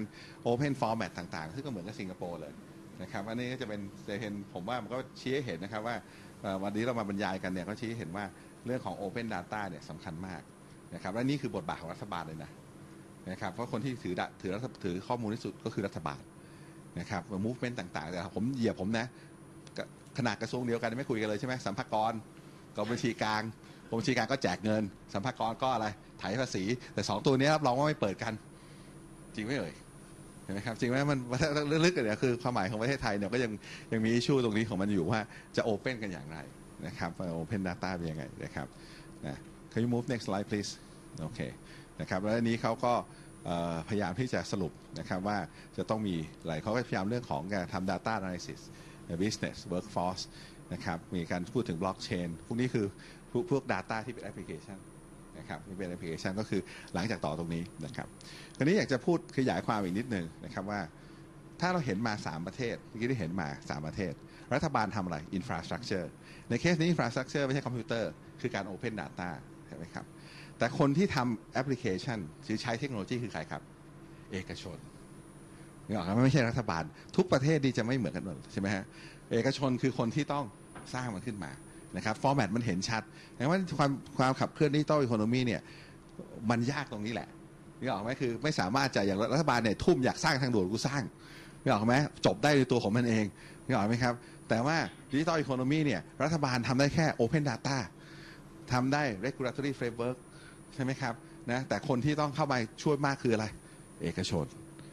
ใช่ไหมครับของเขาเนี่ยCan you move to the next slide, please? Can you move to the next slide where somehow here? อย่างของเขาเนี่ยก็คือพยายามทำให้ธุรกิจเนี่ยพยายามเขาบอกว่า generation of innovation and new value through intelligent healthcare service พยายามที่จะ reinforce the society security nets for intelligent information society คือเขาพยายามที่จะพัฒนางานเมื่อกี้ผมจำไม่ได้แล้วสาระก็จะมีเรื่องพูดถึงเรื่อง marketing เรื่องข้อมูลนะครับคือธุรกิจเองก็ต้องพยายามใช้อะไรใช้ Data ให้มากขึ้นนึกออกใช่ไหมมันคู่กันนะครับองค์กรก็ต้องลงทุนด้าน IT มากขึ้นมันตรงนี้มันเป็นสิ่งที่มันคู่กันไปถ้าเรายังคงทำแบบเดิมๆนะครับถ้าเราคงทำแบบเดิมก็อะไรก็ชีวิตก็เป็นแบบเดิมๆนะครับนี่give example ให้นะครับยกตัวอย่างเนี่ยผมจัดงานมาในวันนี้นะครับผมต้องใช้บริการ AOT Limousine Service นะโคตรยากเลยหนึ่งก็คือจ่ายตังโอนไปปุ๊บส่งแฟกไปแล้วก็ไม่รู้ต้องลุ้นว่าแขกจะมาขึ้นรถหรือเปล่าแล้วก็มีแขกบางคนหลุดไม่เจอกันเพราะไปคุยกันแล้วก็สะกดชื่อกันไม่ถูกหรือคีย์ชื่อกันไม่ถูกนะครับเมื่อวานเนี่ยดร.พาร์คมิสคาไปเขาต้องนั่งแท็กซี่มาเองเดี๋ยวผมต้องจัดไปแล้วเลย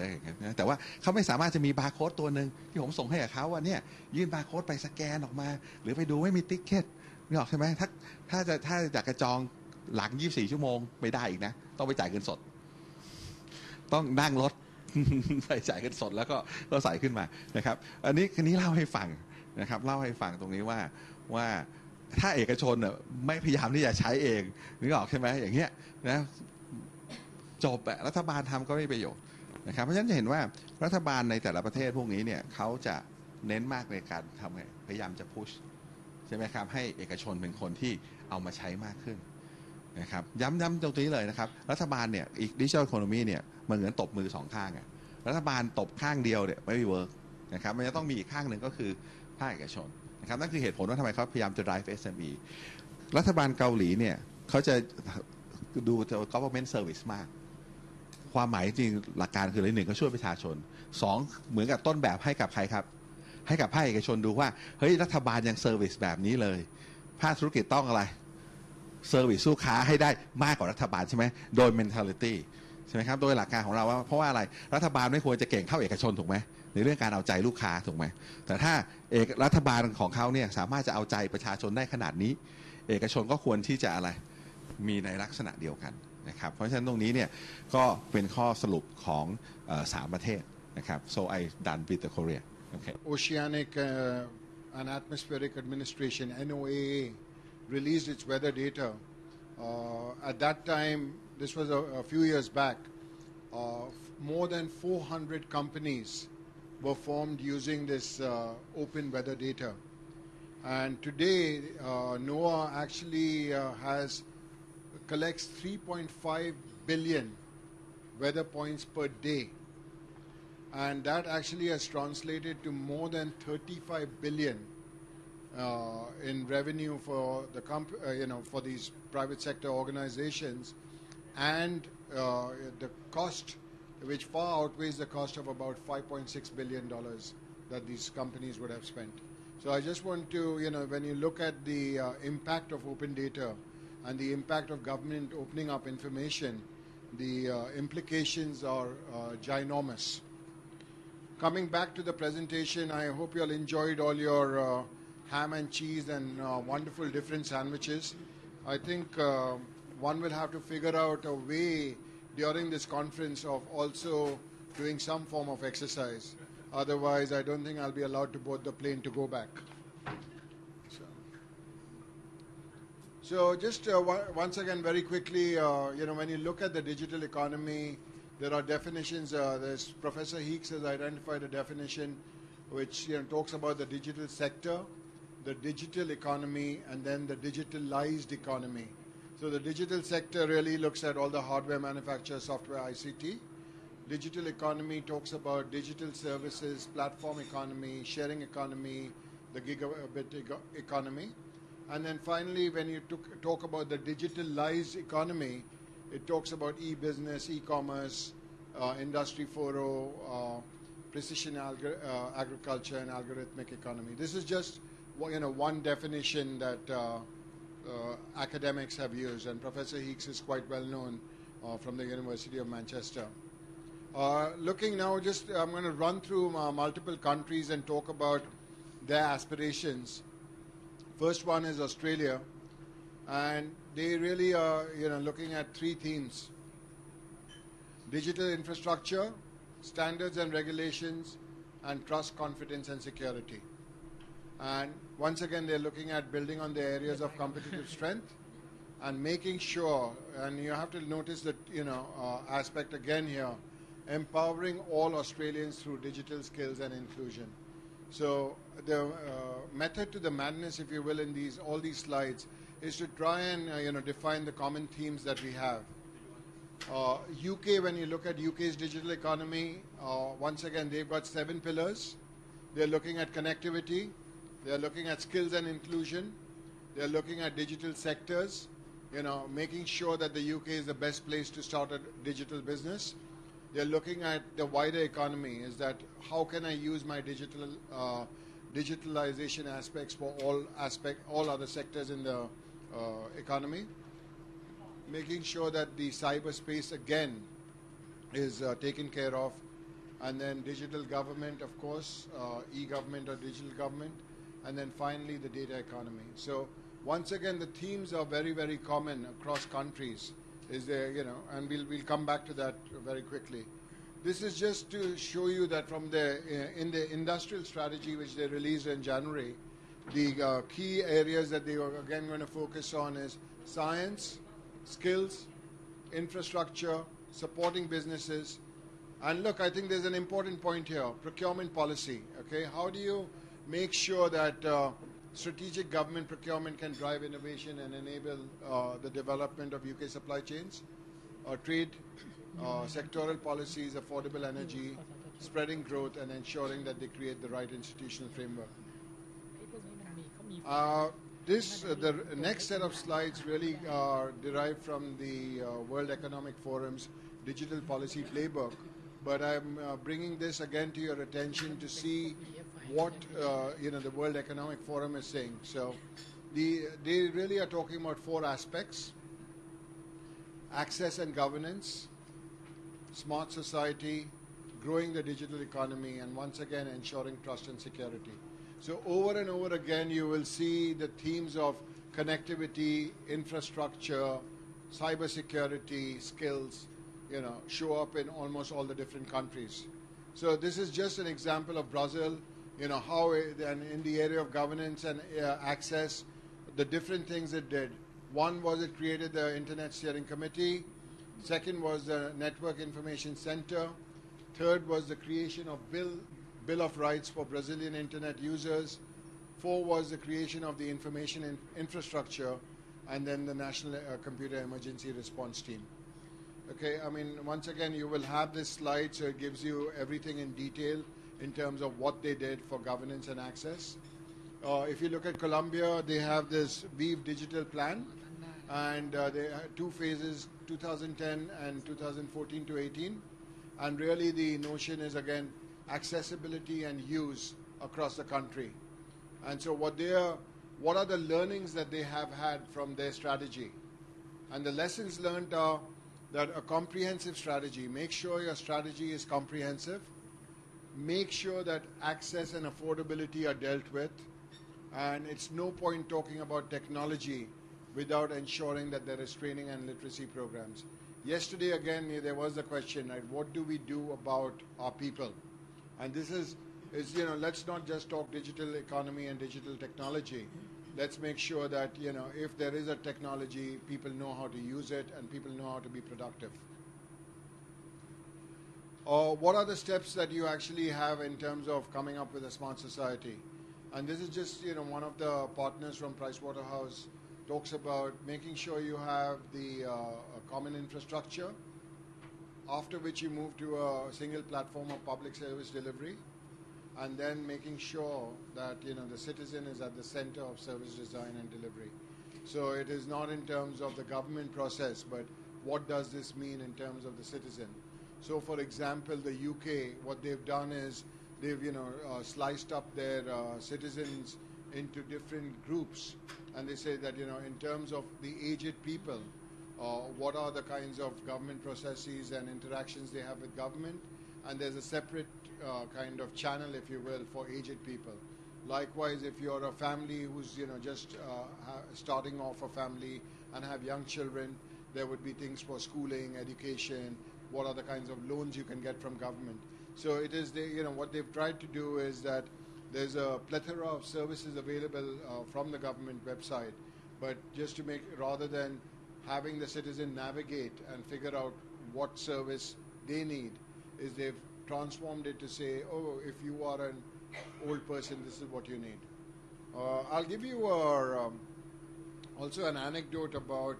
when a politician makes a statement and what the implications of that is in terms of the e-government and digital government.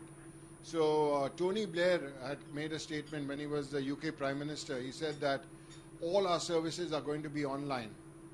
each and every service that the government offers. So there is a service, where UK citizens can avail of, which is burial of the dead at sea. Okay, so when the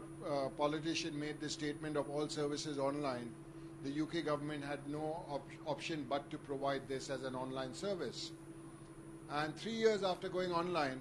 they realized that that service was only used by 2 people. So I think it is important in terms of citizen participation, prioritization, and stakeholder consultation, is that, don't just,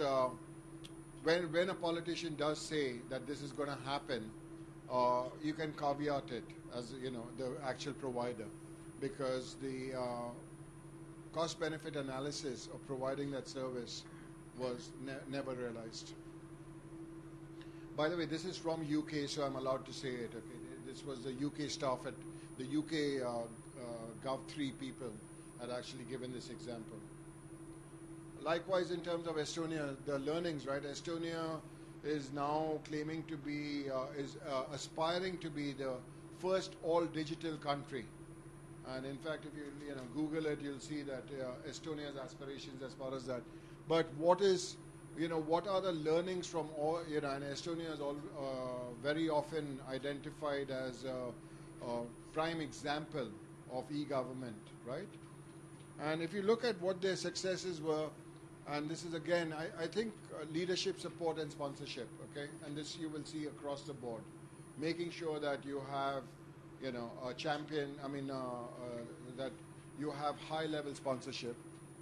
early adoption of shared platforms, digital capabilities, again the education, laws and regulations are powerful enablers, privacy and security, and partnerships with the private sector, okay? How do you ensure that you bring in have public-private partnership? And then growing the digital economy, I think one of the things that, basically this is, is really the high-tech trinity, right, which is education, government, and entrepreneurship. And, yesterday Randeep mentioned DARPA, but the internet actually came out from ARPANET, which is its work on packet switching networks could recover from military attack, and that actually resulted in the birth of the internet. Likewise, in terms of GPS, and which is used by Uber, basically was again introduced as a result of this trinity. And then again this research conducted by Larry Page and Sergey Brin, right, who was this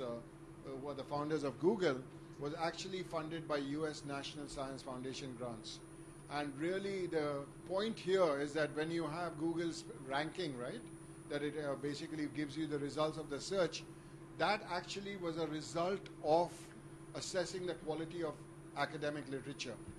And the patents of those really are still held by Stanford University. So I think the important point here really is that when you're looking at the growing the digital economy, you have to look at academic institutions, government, and entrepreneurship. And then again, the same thing in terms of the electronic computer was really the result of code breakers at the UK government communication headquarters. So if you actually look at, where these things, you've heard the story of Facebook and all of these here, right? But how did these things come about? The huge successes. It has these three at play, these three players at play. So Costa Rica, now looking at, them growing the digital economy, they basically have established tax incentives and commitment to free trade. So this is really, Costa Rica went all out. It was an agricultural economy, and now ICT plays a very important role. And basically, it's the one of the champions of the World Trade Organization's Information Technology Agreement. So what does it do is it offers a favorable environment to locate a business,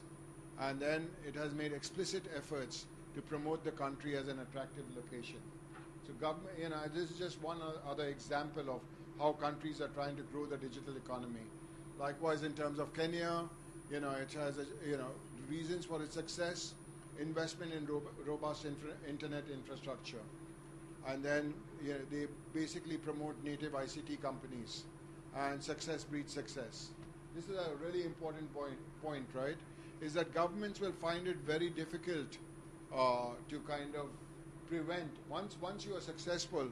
then they would not stifle growth, and in fact they would be or try and take control, because this is to their benefit and to their advantage to actually allow this to grow. You may have noticed I'm speaking much faster than I was in the first stage. It's because one of my colleagues also wants to have a few words to say as part of this session. So I just want to make sure I speak even faster. I think maybe it was the egg rolls that I ate at the break time, and it's given me a lot of energy, so I can go much faster. Anyway, so I think the other point, and we will, you're going to actually have an example of this in terms of cybersecurity in 2 days' time. So I will not steal future presenters' thunder now, but some of the things that you need to look at is the comprehensive national security strategy, making sure that you cover all types of crime, and how do you establish legal and enforceable approaches, and then the programs. And this is what I was going to say, is that we have this slide on Israel, which I shall just leave for Professor to actually say, corroborate and say, yeah, is this true or not? So there was a statewide effort, there was a National Cybersecurity Authority, setting a central body, research development, and national scientific and technological workforce. But once again, this is going to be covered on Thursday. The reason you have this slide here is just to tell you that cybersecurity is an important component of digital economy. So then moving on from the public, to OECD, and for those who are interested, I have many more slides on this, which you're not going to see today. But the key findings are that governments are now realizing the opportunities. The information technology services continue to grow. Communication and infrastructure services are upgrading. But the key point again here is that ICT usage, while it's growing, is unequally distributed. And so you need to, and so they come back and say that more specialist and generic skills are required. Skills again, digital security and privacy are again constraining ICT adoption and use of AI, right? So your artificial intelligence raises policy and ethical questions, and also blockchain. There are some technical hurdles and policy challenges. And the reason for identifying this again here is for you all that there are many publications that talk about the digital economy, and you could actually look at those. This is another example of Digital Planet, which is put out by the Fletcher School, and this was at Tufts University, and they have come up with a digital evolution index. Oh, sorry. Basically, this is it gives you. You can actually blow this up, but it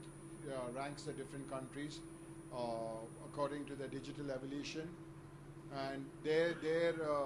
kind of key findings are using public policy, making sure that you amplify drivers of digital momentum. So it basically if you are an advanced country, then you kind of prioritize innovation, and if you are a backward country, then you prioritize institutions. Likewise, in terms of organizing, digital entrepreneurs, as so where small countries have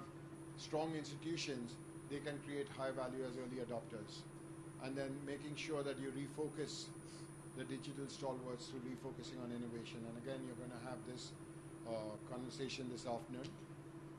Making sure, I think the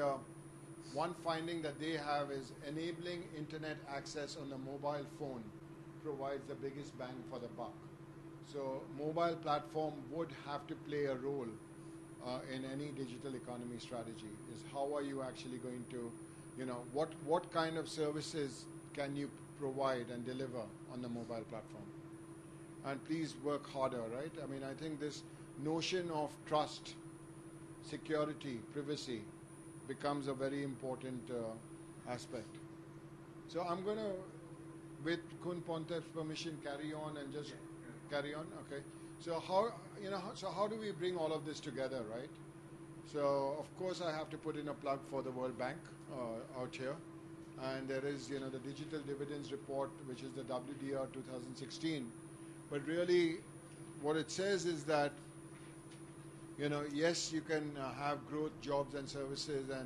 but the important thing is beyond the digital foundations and digital leadership, you want to make sure that you take care of regulations, legal regulations, institution, and skills. And that is very important, okay, is that don't forget the analog foundations while you pursue your digital aspirations. So challenges that you deal with, okay, innovating. How do you innovate? And you're going to have a session this afternoon. How do you come up with a smart society and public services? How do you grow the digital economy? These are the challenges that one would have to take a look at. And how do you protect digital infrastructure, business, and fundamental rights? I think we've spoken about this, but I think this is really, a foundation, if you will. Digital connectivity is going to be absolutely imperative. And it is not just access, right? It's not just providing access. You need to make sure that connectivity is affordable. You want to make sure that a poor person can also, access the internet. Right now, I mean, in a lot of countries, the access to the internet costs a poor household 1/3 of their disposable income, and that is not going to, cut it, right? So if you want to have digital inclusion, you need to make sure that you just don't provide access, but it is also affordable. And this has been a challenge for many, many countries. And so what is the role of government, right? The role of government is setting the structures, supporting experimentation, helping reduce the costs, and above all for leadership and setting ambition. And this is, I think, yesterday Randeep mentioned is that, how is Thailand going to leapfrog? Over the next 10 years, how are you actually going to become a leader in the digital economy? So have that, what is that ambition? How does that ambition translate? Skills, okay? And I think yesterday, again, this was a question, is you need to make sure that it is not just the, people who already know digital, but how do you also deal with the underserved? And, there have been studies done, and it says that within 20 years, 90% of all jobs will require some element of digital skills. So this is what's coming. And so, governments and private sector and everybody who's out here, we need to be, make sure that we have the skills to deal with. And once again, irrespective of age, gender, physical ability, ethnicity, health conditions, or socioeconomic status. And you have to, these are, in terms of skills, you have to have ongoing programs. So it's not just to say that, we are going to have this one thrust wherein we are going to train all these people and be done with it. You need to make sure that this is an ongoing training available for those people who want to avail of the training. Research, development and innovation, right? And I think we spoke about this. For small and medium enterprises, beyond the promotional aspects of open data and education, how are you going to help them coordinate and cooperate with neighbors and trading partners, right? So for Thailand, how do you ensure that Laos, Myanmar, all these countries, that your companies can actually have, trading relationships with them? And then what the examples of how do you facilitate this is really, you have an effective tax structure. So UK has a patent box which enables companies to apply for a reduced 10% rate of corporation tax, right? If you come up with a patented invention, the taxes that you pay are reduced. Likewise, in terms of supply of skilled workers, we spoke about this for both Korea and Singapore. But the UK has again another example, which is the Tech Nation Visa Scheme, which allows tech talent from around the world to come and work in the UK's digital technology sector. So they basically make it easy for people in different countries who are the known experts and who have the known skills and capabilities. Please come work with us, and we will give you both in terms of salary, but we will give you a rewarding experience. Likewise, in terms of regulation, right, is for example 3D printing technology. And if you have this 3D printing technology and you've seen all these human parts being generated using 3D printing, what does this mean in terms of intellectual property rights? And if you have a 3D file, what is the intellectual property right that would you would use for that, right? And then finally, they increase the level of R&D. So they've got, I spoke about the Holy Trinity, but the Alan Turing Institute is a joint venture of leading UK universities to basically undertake advanced mathematics, computer science, algorithms, and big data. And then they've also set up these catapult, and so the digital catapult allows researchers to develop technologies and bring them to market. So this is in a way the earlier conversation about the sandbox,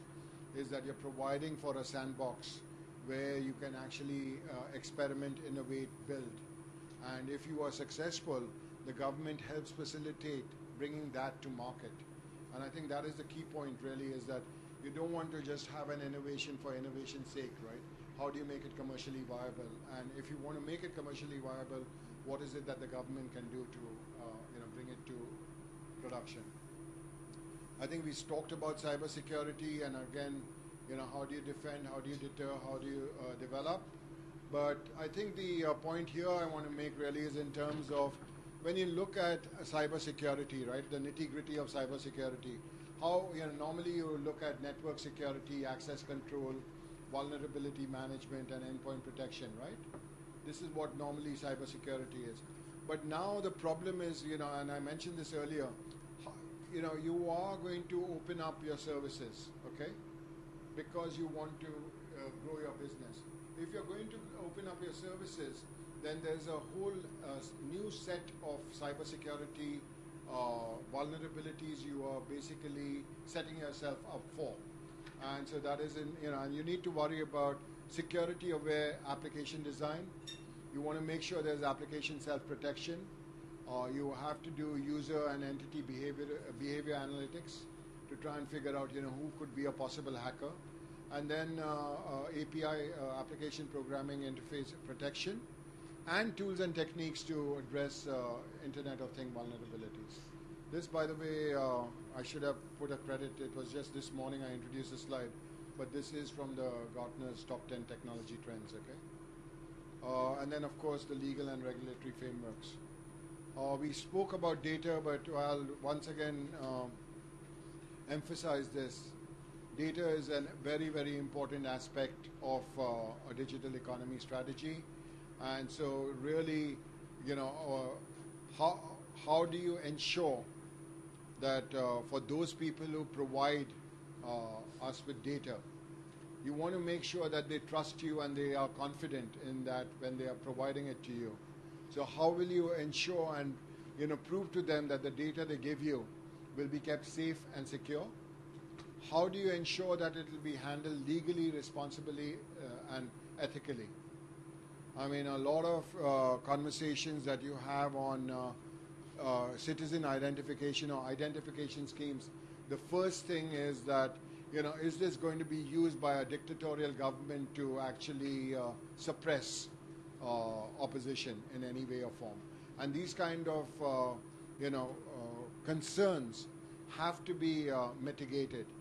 You have to have the reasons for which you're doing this, and we can actually get into digital identification later. You want to make sure that you're open and transparent, and that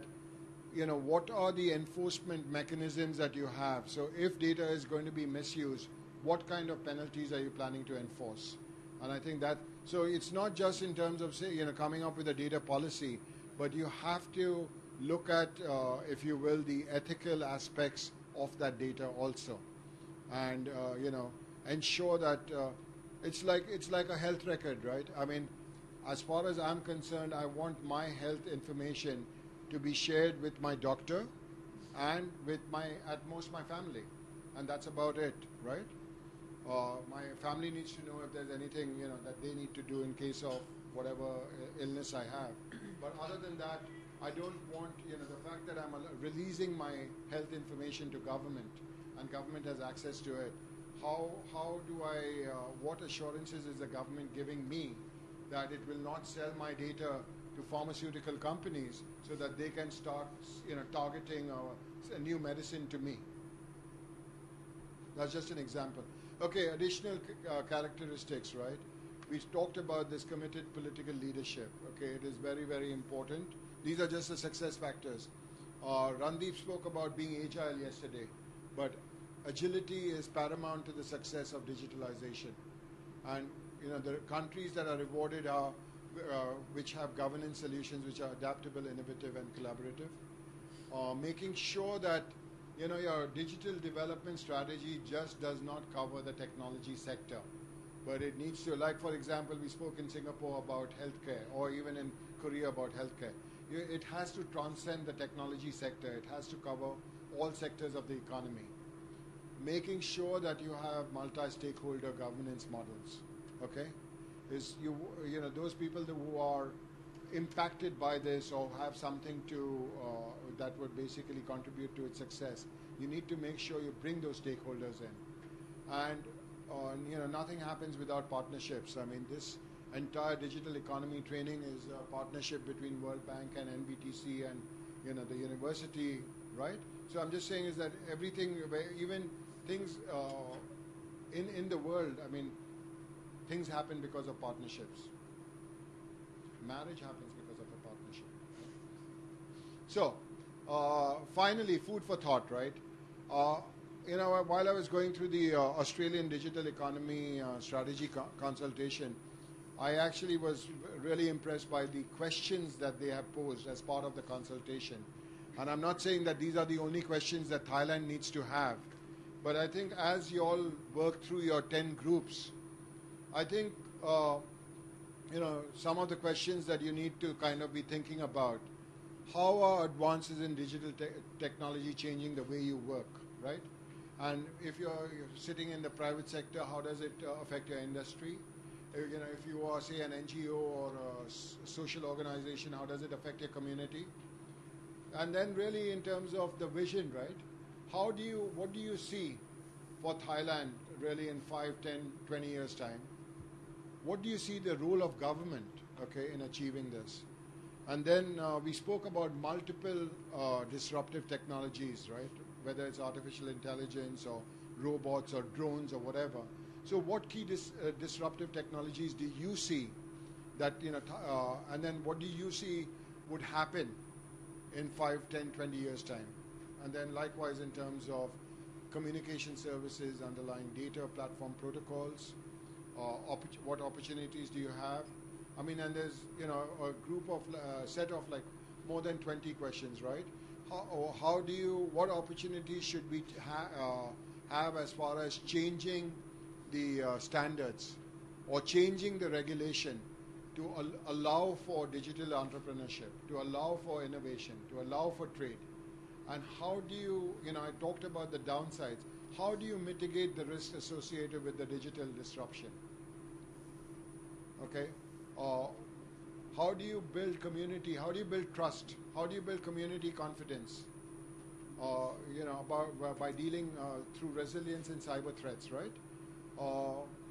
What are the different roles, if you will, for government, business, and individuals,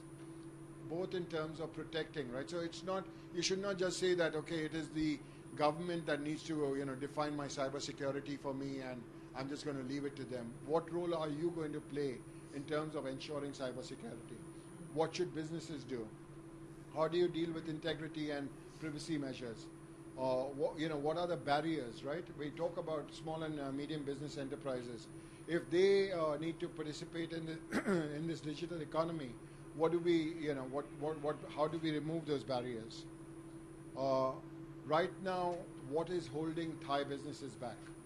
okay, in terms of benefiting? What would help them to embrace digital technologies? And what efforts are you making or your organization making? And why are you making this? So same thing in terms of, we talked about trading partners and export.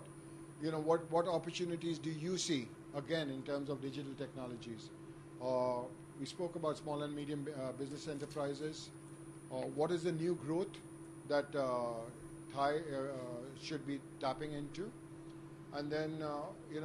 coming to the citizens, what opportunities do we have to make sure that they have the skills for today's jobs and jobs of the future? Likewise, in terms of digital divide, and then how do we make sure, this is when I was very sleepy, so it says Australians, it should say Thai. So finally I did find an error in my slides. I'm very glad. So there are lots of credits. I mean, this is, would not have been possible without looking at, Korea's materials on intelligent information society. Likewise, in terms of Germany, UK, World Economic Forum, Australia, several studies, the Fletcher School, World Bank. So, this is something that Kun Pontep does not have to translate. So, thank you very much. And questions. โอเคนะครับผมคิดว่าคุณดีแพคเนี่ยนะครับได้อธิบายค่อนข้างดีนะครับที่จะเปรียบเทียบนะครับแล้วก็สรุปมาin Thailand we call this question is just roadmap question okay okay to see ที่เขาก็คำถามที่ออกมานะครับเพื่อจะเรียงว่าถ้าเราจะ move นะครับตัวเราไปสู่ Digital Economy เนี่ยนะครับนี่คือคำถามที่เราจะต้องดูนะครับแต่เห็นว่าช่วงต้นๆก็คือคำถามง่ายๆนะครับว่าเราจะไปทางทิศไหนใช่ไหมครับที่เราคุยกันแล้วว่าstrategy ของเราจะเป็นยังไงใครจะเป็นยังไงซึ่งจริงๆแล้วถ้าเราดูตัวอย่างของทุกประเทศมาเนี่ยนะครับมันก็มีความเหมือนและแตกต่างกันออกไปนะครับบทบาทของ Digital Economy ในฝั่งรัฐบาลค่อนข้างชัดเหมือนกันหมดเลยนะครับแต่บทบาท Economy ของภาคเอกชนเนี่ยจะแตกต่างกันโดยสิ้นเชิงนะครับขึ้นอยู่กับบริบทของประเทศนะครับเราเองก็ต้องวางเหมือนกันเห็นไหมว่าบริบทประเทศไทยเป็นอย่างไรอะไรคือ priority นะครับประเทศไทยจะไม่เหมือนกับประเทศอื่นๆเราคงไม่เหมือนเอสโตเนียเราคงไม่เหมือนเกาหลีเราคงไม่เหมือนสิงคโปร์นะแต่ละประเทศแต่ถ้าสังเกตว่าแต่ละประเทศเขาก็จะพัฒนาเพื่อตอบโจทย์ของเขานะครับเราเองสำคัญมากเหมือนกันว่าเราจะพัฒนาดิจิทัลอีโคโนมีเนี่ยตอบโจทย์ของเราหรือเปล่านะก็ต้องเป็น question เหมือนกันนะครับไกด์ไลน์เหมือนกันนะครับทิศทางไปเหมือนกันนะครับแต่ว่า end result คงจะมีความแตกต่างนะครับทีนี้ก็อยากถามต่อไปที่สรุปหัวข้อนะครับที่จะมีค่อนข้างเหมือนกันนะครับก็อย่างที่บอกเรื่องของสกิลใช่ไหมครับเรื่องของ Open Data เรื่องของ Security นะครับวันนี้นะครับเซสชันนี้นะครับเริ่มพูดถึง Security มากขึ้นนะครับเรื่องจาก Security ใช่ไหมครับคราวที่แล้วเราพูดถึงเทคโนโลยี New Technology นั่นคือ2วันเมื่อวานที่ผ่านมานะครับวันนี้เราเริ่มจาก Open Data นะครับแล้วก็จะปิดเรื่องของ Security นะครับ Security นี่มีหลายเลเวลนะครับที่เขาคุยกันตอนท้ายเมื่อกี้เขาคุยเรื่องของ medical records ก็ต้องมาคุยกันเราจะเปิดข้อมูลขนาดไหนใช่ไหมครับโอเคเรายินดีที่จะให้ข้อมูลสุขภาพเราไปขนาดไหนนะครับเพื่อจะไปเรียกว่าถ้าเป็นภาษาฝรั่งเรียก greater goods นะครับคือใช้ให้มันมีประโยชน์นะครับแต่ว่าไม่ต้องให้ชื่อเราไปนะไม่ต้องมีอะไรมากแต่อยากจะดูว่าจริงๆแล้วเนี่ยอายุขนาดนี้น้ำหนักขนาดนี้เคยป่วยกี่ครั้งนี่จะตายเมื่อไหร่นะก็รู้ก็ดีเหมือนกัน อะไรอย่างนี้ถ้าจากสถิติขึ้นมานะครับแล้วเขาก็พูดถึงเรื่องของการเทรนนิ่งคนที่จะใช้ดิจิทัลอันนี้ขอพูดในฐานะอาจารย์ละกันนะครับจากประสบการณ์ผมนะครับแล้วเพลินผมเนี่ยอยู่คณะวิศวะนะครับแต่ว่าก็ไปสอบปริญญาโทเด็กบริหารธุรกิจบ่อยนะครับผมบอกได้เลยนะครับการวิเคราะห์ข้อมูลแย่มาก คือพูดคำว่าแย่มากเนี่ยคือในฐานะวิศวะนะครับก็คือว่าพวกคุณจะดูอย่างเดียวสถิติอันนี้ 80% ชอบไม่ชอบจะดูแค่สูงสุดนี่ออกใช่ไหมดูสุดจะไม่มีดูเขาเรียกอะไรนะการกระจายตัวของข้อมูลเลย เช่นอันนี้มันสวิงเยอะวันนี้มันสวิงน้อยข้อมูลมัน 3.5 3.1 แต่ Data มันสวิงไป2ข้างนี่ออกใช่ไหมเป็น1ถ้าส่วนใหญ่เป็น5ถ้าส่วนใหญ่คือจะไม่ดูเขาเรียก Data Variation เลยก็คือข้อมูลตรงนี้นะครับซึ่งตรงนี้ผมเห็นเลยว่าแปลว่าถูกฝึกมาเป็นไงถูกฝึกมาเรื่องการวิเคราะห์ข้อมูลค่อนข้างต่ำซึ่งในอนาคตเนี่ยเราจะใช้ดิจิตอลแล้วเนี่ยเมื่อวานนี้คุณราดีฟพูดถึง Amazon พูดถึง Customer Service ใช่ไหมเพราะฉะนั้นชีวิตจริงเนี่ยมันไม่ใช่แค่บอกว่าโอ้โหเมื่อวานเนี่ยโทรมา100 คนแล้ว50 คนเนี่ยบอกว่าอะไรปัญหาใน Product มีแบบนี้ถูกไหมแต่จริงๆมันต้องมีข้อมูลในกว่านั้นว่า on average ค่าการกระจายตัว standard deviation อะไรต่างๆเหล่านั้นเนี่ยมันมีผลว่านี่คือการประยุกต์ใช้ข้อมูลที่มันจะต้องเริ่มมาวิเคราะห์มากขึ้นซึ่งอันนี้ผมบอกตรงนะครับว่าในฐานะเป็นอาจารย์เนี่ยจะเห็นเลยว่าเด็กจะวิเคราะห์ไม่ค่อยเป็นและส่วนใหญ่ก็จะหน้าตาเหลอหลาเวลาผมวิเคราะห์วิจารณ์ทีสิทธิ์ให้เนี่ยนึกออกใช่ไหมจะหน้าซีดเป็นไก่ต้มนึกออกใช่ไหมโอเคว่าเป็นยังไงเดี๋ยวอาจารย์ก็ต้องแก้ไขอะไรให้เวลาผมเป็นคณะกรรมการนะครับก็เลยเอามาพูดตรงนี้นะครับแล้วเขาก็พูดถึงเรื่องของ education ตรงนี้ก็เป็น list question can you move to the next question can you move to the next slide นะครับ ก็จะมีคำถามเยอะแยะนะครับอันนึงที่น่าสนใจเหมือนกันเราอยากจะเรียนรู้อะไร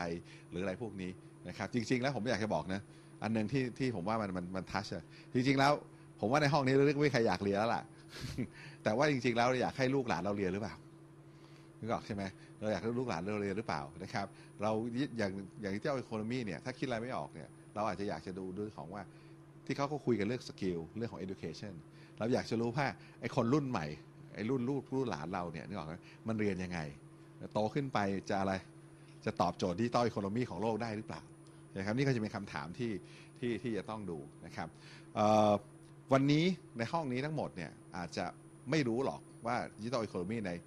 ปี2 ปีนี้จะเป็นยังไงนะครับแต่ผมว่าที่มันฟันธงได้ง่ายๆเรื่องการศึกษาใช่ไหมครับว่าเราจะมีความจำเป็นจะต้องเปลี่ยนแปลงนึกออกไหมทำยังไงถึงจะสร้างคนรุ่นใหม่ที่จะอะไรตอบโจทย์ในอนาคตให้ได้นะครับที่ต้องมีอะไรอันนี้เราพอเดาได้นะครับเราจะเห็นภาพแล้วว่าเขาต้องเรียนรู้อะไรนะครับซึ่งยังน่าเสียดายว่าลึกๆเราก็ไม่รู้ประเทศไทยกระทรวงศึกษาทำอะไรกันอยู่นะครับว่าเป็นอย่างนี้เป็นยังไงหรือยังไงนะครับแล้วคนนี้เขาก็จะพูดคุยกันเรื่องมากเลยว่าบทบาทรัฐบาลนะครับบทบาทของภาคเอกชนนะครับภาพรวมตรงนี้นะครับในการที่ตอบโจทย์จะเห็นว่าเมื่อวานนี้เนี่ยผมชอบที่โปรเฟสเซอร์จากเกาหลีพูดนะครับว่า participation นะครับว่าดิจิทัลอีโคโนมีเนี่ยมันไปด้วยคนเดียวไม่ได้นะครับรัฐบาลจะถือธงกระดุยก็ไม่ได้นะครับเพราะรัฐบาลก็มีแค่ Data นี่ออกใช่ไหมนะครับคนใช้ก็คือภาคเอกชนนะครับจะตอบไปยังไงแล้วคนที่ถูกใช้คือเราเองเนี่ยเป็นคนที่ให้ Data ประชาชนนี่แหละเราเป็นคนให้ทางรัฐบาลเป็นคนที่ใช้ให้เอกชนเป็นคนที่ buy service นะครับไอ้3ตัวนี้มันจะต้องไปด้วยกันนะครับจะต้องเห็นชอบเห็นagree แล้วก็มีคือพูดง่ายๆคือมีประโยชน์กับทุกคนอ่ะในสังคมตรงนี้นะครับถึงจะเกิดตัวที่เรียกว่าอะไรนะการเติบโตอย่างยั่งยืนของดิจิทัลอีโคโนมีนะครับซึ่งอันนี้ก็ผมว่าเป็นคำถามนะครับคุณดีผักเขาจบดีมากเลยจบด้วยคำถาม I say you are quite a good finish by instead of conclusion you put a lot of question there so what I think is I say but it is a good conclusion that I mean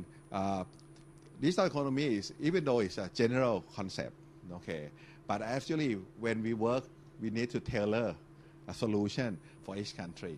okay it's not a big roadmap or something or big blueprints okay we have to define แล้วก็คำถามพวกนี้ก็จะเอาไปใช้ได้ผมคิดว่าตั้งแต่ในระดับองค์กรนะครับไล่ขึ้นไปจนถึงระดับประเทศนะครับก็ต้องอยู่ที่ว่าเราจะเป็นยังไงนะครับความยากของมันก็ผมว่านะก็คือparticipation นะครับหรือว่า policy นะครับ policy ที่จะ engage ของเรานะครับ May I ask you a little bit question about the research okay about the research okay in Thailand most of the research will usually done by government and university it is any way to the research can done by the company itself the company get a grant to do the research in the experience you have with the research funding mechanism let me give you one example. I'm going to give you an example of a software company, and this is going back to 1999. So this is SAP, right? And as you might know, SAP ended up being implemented in the World Bank. And so we were looking at the notion of bringing an enterprise resource package as opposed to having homegrown or custom solutions. In those days, SAP was investing $4.5 billion in 1999 in R&D. So in terms of private sector, there's a lot of research done in terms of promoting its own solutions, right, and products. But I'll give you another example of Elon Musk and Tesla. And, the guy has come up with a car which, of course, everybody wants to get their hands on if they could afford it. But in terms of the battery and the technology, he has now made his entire car manufacturing process open because he said, I will not be able to satisfy the demand for the rest, what Americans or the rest of the world needs if I was to only do it by my company. So here's an example of a company having a proprietary research but which is which is releasing to the rest of its competition, just to ensure for the greater good of humanity. So Okay. I'm just giving you a couple of examples of research, but maybe Randeep, do you have other examples of research in the private sector?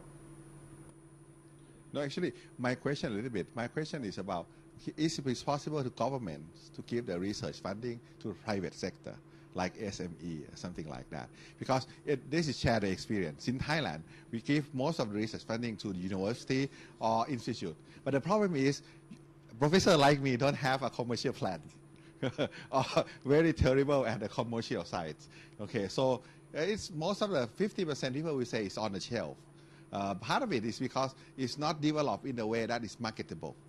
Okay, or other example in the world that can the governments put the research funding to start up to private sector? There is any issue because it's very complicated. You understand my point? It's very complicated to give the money to university. It's very easy. You just write the grants, you compete for the grants or something like at university level, it's fine. But to give the money to the SME to do the research, is it possible? I think I'll just answer that with the notion of incubation and the fact that you want to promote innovation, so you actually allow investment to occur and allow ideas to basically be incubated and innovated. So yes, governments do that. Yeah, but there are many examples where governments are actually giving money to the private sector. So one of the more recent examples is, I'm aware that Singapore has created a fund of $18 billion for financing research in certain areas which are strategic, and they are going to help the private sector also to participate in that research. But to Deepak's point, there's a very interesting book by a person who's a professor from Sussex University. Her name is Mariana Mazzucato,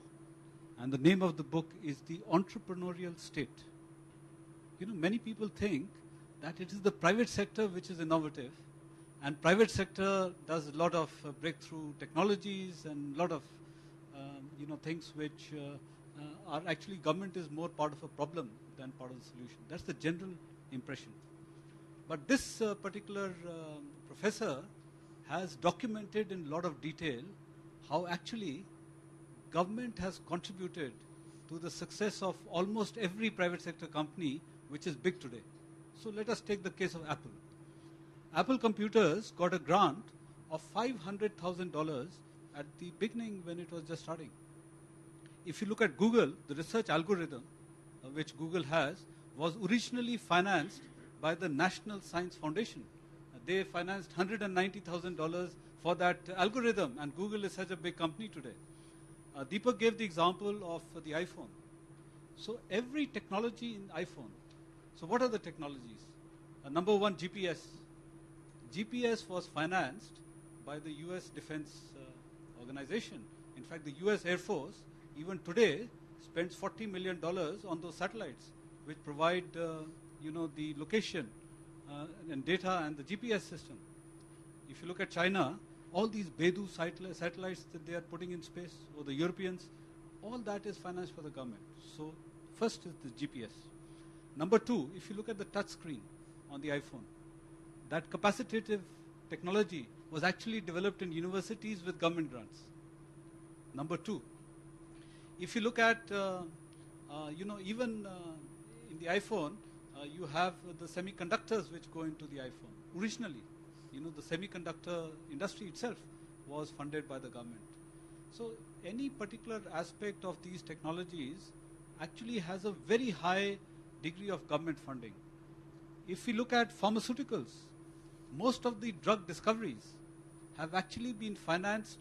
by the National Institutes of Health in the US, and that's again government funding. So government has a major role to play in R&D and in financing of these innovations. And the reason this is the case is that private sector does not have the appetite to do long-term research. They want quick results, they want quick profits. Whereas most of these technologies are fundamental research which takes a lot of time to incubate, and there's a high element of risk in that research. So consequently, government has a very, very important role, and it is absolutely critical to promote research. Of course, to your point, there are countries which have started moving to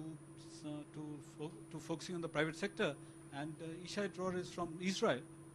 The chief scientist in Israel has a program where they actually finance the private sector for research. So there are many examples of that. Actually, when I ask this question, it's not about long-term research, but it's sort of like short-term research, just like an integrated, maybe, you know, for example, like say self-driving car. Self-driving cars, I think technologies, people start to understand. It's a combination of LiDAR, a combination of things like that. Can, like, the Thai government just grant someone to write a proposal who, I will assemble this kind of thing and do the market? You understand my point? Is the bridge gap between the research that maybe if we use the word Dr. Park say that is still see the trends. Trends are already there, but it's not product yet. But the bridge the gap between, okay, I give you the money. It's not a type of joint venture, but you create some products and try it, something like that. If it's failed.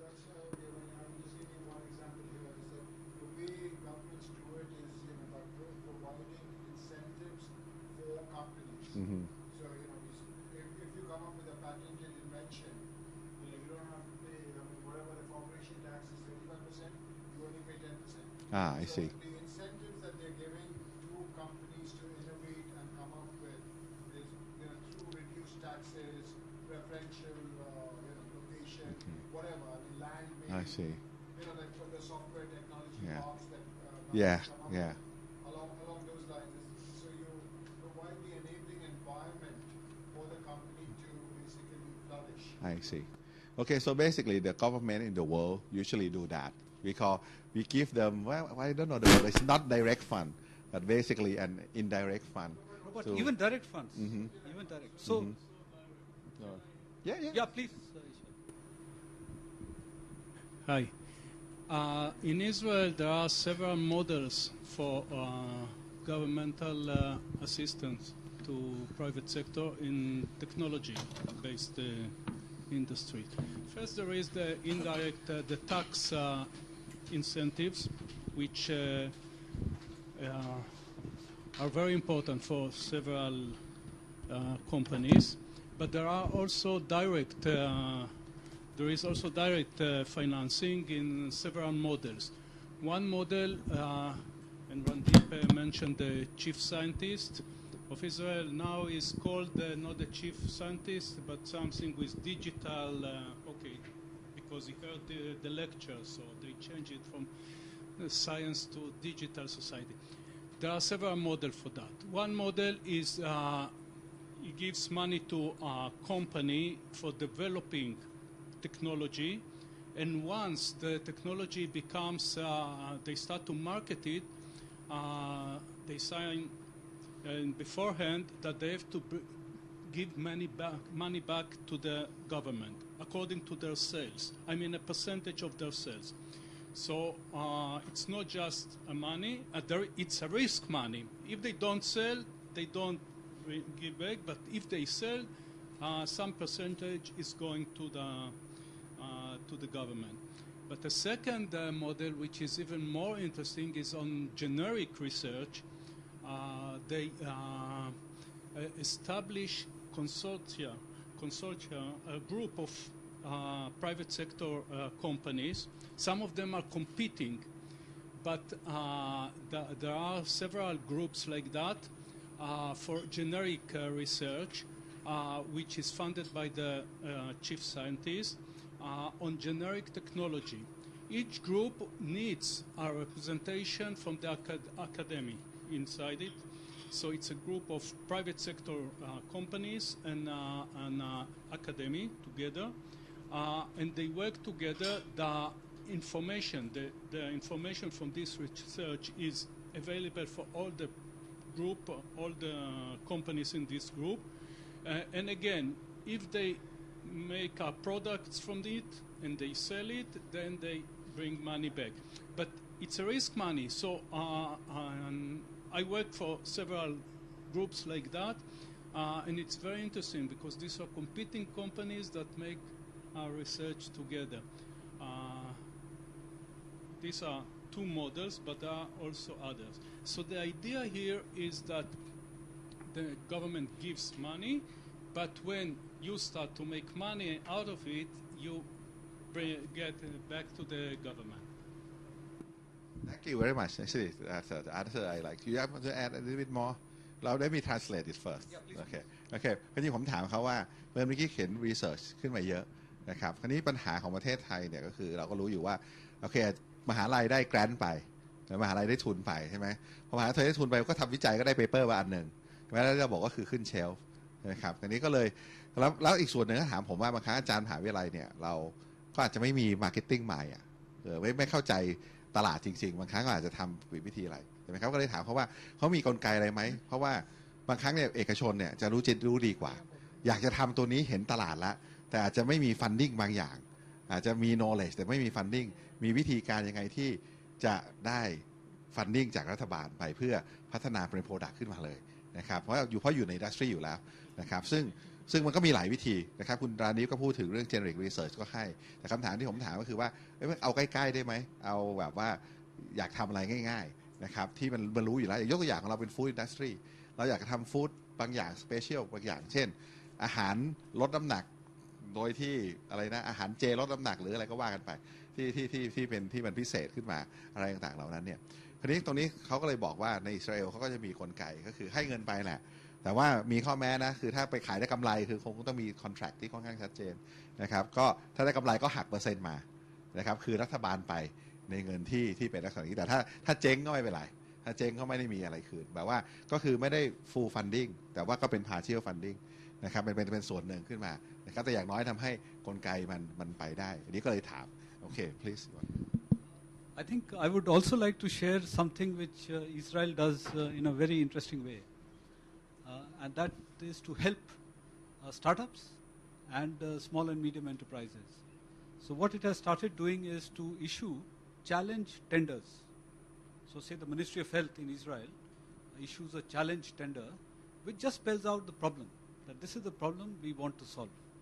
And then gets a lot of these startups to propose innovative solutions, and in case they are selected, then the government finances actually using that solution and then subsequently scaling it up. I feel that this is something which Thailand should actually be trying, and Thailand should not just insist on Thai companies. You know, often what happens is that governments make the mistake of saying that because this is Thai government money going into startups, it should be a Thai company. Actually, the competitive advantage of a country will be to get the most innovative solution and have that located in a country, right? So, for example, in the case of Singapore, they think very differently. They have a problem on fintech. They go global. They get companies from across the world. And 20 companies which are the best startups, they actually relocate to Singapore. So in that sense, first of all, they've got the best ideas internationally. And secondly, they use this process to relocate that business into their country, which is much more advantageous than saying that let's go only with national companies. So even, you know, many of you come from different organizations, different parts of the Thai government, the private sector. If you can identify the problems, and those are problems which are big problems, go global. You know, get best ideas internationally, and then try to see how that can be co-opted and can be integrated into the Thai ecosystem, because that gives you a competitive edge, which otherwise will be difficult to get. Okay, so you emphasize your cloud concept, right? ก็คือคุณรานิฟก็บอกว่าเนี่ยที่การให้แกรนท์ใช่ไหมก็ไม่ควรจำเป็นจะต้องลิมิตกับบริษัทประเทศไทยนะครับแล้วก็เปิดโอกาสให้บริษัทอื่นๆมาเสนอไอเดียแล้วก็เขาบอกได้ประโยชน์ by product ก็คือบริษัทนั้นไปตั้ง headquarter อยู่ที่สิงคโปร์เขายกตัวอย่างสิงคโปร์เรื่อง fintech นะครับก็เป็นไอเดียนะครับนะอย่างของประเทศไทยนี่ยกตัวอย่าง case I provide case study a little bit ของประเทศไทยเหมือนกับที่ทะเลาะกันมากที่คลาสสิกมากเลยรถเมล์ NGV นึกออกใช่ไหมจัดซื้อจัดจ้างไม่ได้สักทีนึกออกใช่ไหมเพราะจะเถียงกันหมดตั้งแต่จะเอาในประเทศผลิตในประเทศดีผลิตนอกประเทศดีสุดท้ายไม่ได้ซื้อเลยนึกออกใช่ไหมเรามีปัญหามากนึกออกใช่ไหมเพราะว่ามันตีกันหลายคอนเซปต์นะครับวันนี้คือขึ้นอยู่กับว่าเราจะโอเพ่นหรืออะไรหรือเปล่านะครับนะซึ่งตรงนี้เรากำลังจะเริ่มมาแล้วว่าอันหนึ่งที่ผมในฐานะที่อยู่อเมริกานะครับก็คือจบภาษาอเมริกาอันหนึ่งที่ยอมรับอย่างหนึ่งคือว่าผมคิดว่า Open System เนี่ยสำคัญมากนึกออกใช่ไหมคือไม่จำเป็นต้องช่วยอ่ะคือถ้าเราอยากจะช่วยคนไทยที่เก่งแล้วบางทีเขาเข้ามาเป็นไอเดียกันก็ต้องจ้างคนไทยเราดูสิ่งหนึ่งผมว่าอันนี้น่าสำคัญคือเราอยากจะสู้บนเวทีโลกไม่ใช่เราเป็นโฮมทีมเนาะคือไม่เป็นเพราะว่ากูเป็นเจ้าบ้านกูได้เปรียบอะไรอย่างนั้นนะครับก็เป็นอย่างนั้นโอเค continue I think this is a better way. If you have questions, it's much more interesting. So please feel free. Whatever question, any area which you would like to discuss further, it will be very good. มีคำถามไหมครับอย่าเพิ่งหิวเลย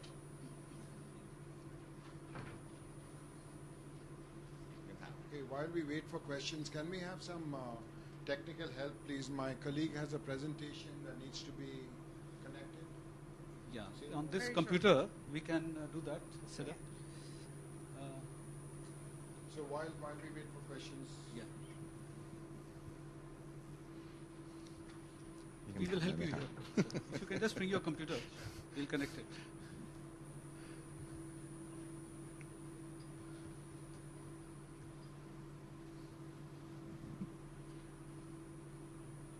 So out of what Deepak presented, I think if we look at each of these countries, so he gave a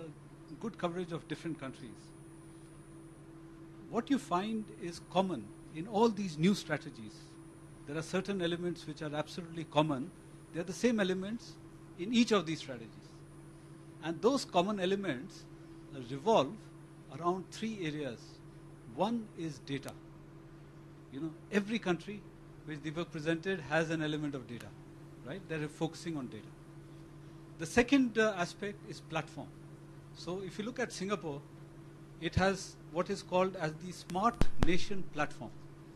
right? If you look at Germany, this Industry 4.0 is actually creating an industry-wide platform. Again, it's a platform. If you look at South Korea, the whole approach of creating an intelligent information society is actually creating a platform. Yeah? And it is all about data. In fact, I would suggest that if there is one document which you should read, is actually what Deepak presented, the South Korean document on the medium to long-term master plan for preparing for the intelligent information society. It is an excellent document because it covers a lot of cutting-edge areas. It's talking about artificial intelligence. So even when it talks about data, it talks about data 311. In fact, it calls it 114. It's that same concept as 311, which Kun Pontev was mentioning, but for data. It has a lot of discussion on how do you create data maps, how do you promote data brokers, how do you promote data security while opening up data, and how do you eventually, the ambition there in that document is to create a quantum internet. You see, so the Koreans are thinking beyond what the internet is today, and they are thinking of a quantum internet which will be highly secure, and that's something which is included in the document. So I think at the cutting edge, if you look at all countries, the most cutting edge document on data actually is the Korean document, and it would be good to read that. So data and platforms are two key areas. The third area is, and in the platforms is of course cybersecurity is a key element, but the third area is skills. Skills is fundamental. We can have whatever, we cannot attract investments, we cannot become leaders, except if we have the skills. Now, when you come to skills, of course, we will have some discussion tomorrow afternoon, but one should think of some breakthrough ideas on skills development. And today, I would just like to share with you, because we have a few minutes, a breakthrough idea on how to develop skills. So if you look at technology,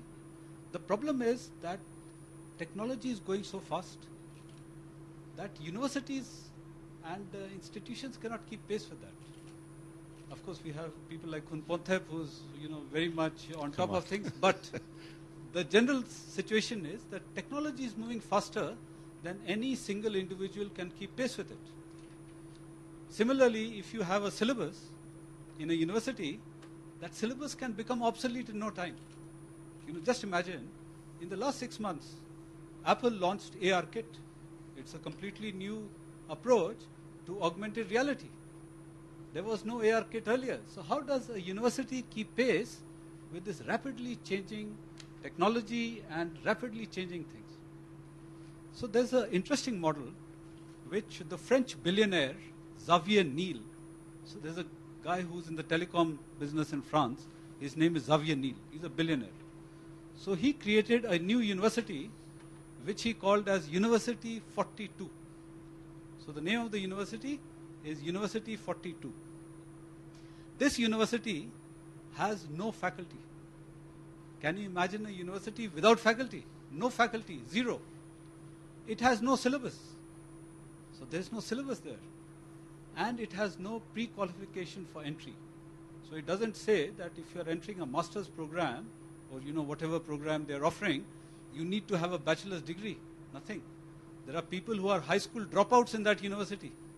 right? The approach that university adopts is testing students who are given entry on logic. How good are they in logical thinking? So there's a test of logical thinking for entry, number one. Number two, how persistent they are in trying to solve problems. So there's a 1-month program before entry, and all this is just to enter, where they test the persistence, the capability to work hard and for long hours, and the persistence to crack problems. So if you are logical and if you are persistent, then you get entry into the university. Tuition is free, so no tuition. And the IT infrastructure is cutting edge. So the best broadband networks, the best computers, software is available in the university. Now, once you are in the university, you start working on problems. So you have a team of 7. Yesterday we shared that Dunbar's limit, right? I shared a slide. So a group of 6 or 7 is ideal for face-to-face communication and to work as a team. So they have teams of 7 students working on problems. And the students are expected to identify for that problem or for that particular piece of code who is the expert. And they are expected to reach out to those experts outside the university, get that expertise and actually start solving problems. Now this is a very, very important skill, because tomorrow new technologies will come up. You will necessarily have to reach out to experts. You will have to learn and acquire new skills, and that has to be a lifelong effort, right? That's the future. This university actually incorporates this element as part of its entire design. So they crack 21 levels of problems. And those problems are sourced either from companies, so big companies give that this is a problem I want to solve, or the students can decide on a problem because they might decide to launch a business, have a startup at the end of the day. Now this is a fundamentally different way of doing skilling as compared to a traditional university. Now Thailand is looking at a university in the Eastern Economic Corridor, right? You are planning to have a University 4.0 in the EEC as part of Thailand 4.0. And what Thailand is looking at is collaboration with MIT and with Ivy League universities. The collaboration with Ivy League universities, perhaps, I may be wrong, actually is not the future. There are any number of universities in the world which have Ivy League connections. But there are very few universities in the world which have a next generation model. So when Thailand is looking at developing skills, it could actually be looking at the next generation skills development models and go even beyond that. Because the world has no constraints. It's only thinking is constrained. So that is just to give an example of how you can actually have a blue ocean type of strategy in the case of skills by going beyond the university system and acquiring skills in a completely different way. I thought I'll just give that example. And then, Sarah, are you ready? Yeah. So let me introduce my colleague. Would you like to translate? No okay โอเคคือทางสายก็คือคุณนาดีเขาแนะนำมหาวิทยาลัยที่ฝรั่งเศสนะครับที่เป็นมหาวิทยาลัยที่แปลกนะครับแล้วก็คือพูดง่ายๆก็คือมีวิธีการคัดเลือกที่เน้นอยู่อย่างนี้คือความรู้ความพยายามนะครับพอเข้าไปแล้วก็แก้ปัญหาเลยนะครับแก้ปัญหาด้วยการที่ไป acquire knowledge จากที่ต่างๆนะครับคือพูดง่ายๆคือพัฒนาทักษะคือแกบอกว่าทักษะสำคัญมหาวิทยาลัยนี้ต้องการทักษะคือคนที่สามารถจะเรียนรู้ไวนะครับเรียนรู้ไวเอาไปใช้แก้ปัญหาได้แล้วก็ท่านเห็นไหมแล้วเขาก็พูดให้ฟังว่าถึง EEC โมเดลที่เราจะเชิญ Ivy League เข้ามาเป็น University Partner นะครับ I tell you the truth you know about the EEC concept it's just like bring back the 30 years ago Eastern Seaboard project just refurbish the color and make it a little bit bigger so actually the old idea I told you that but okay Thank you. So now let me introduce my colleague Seda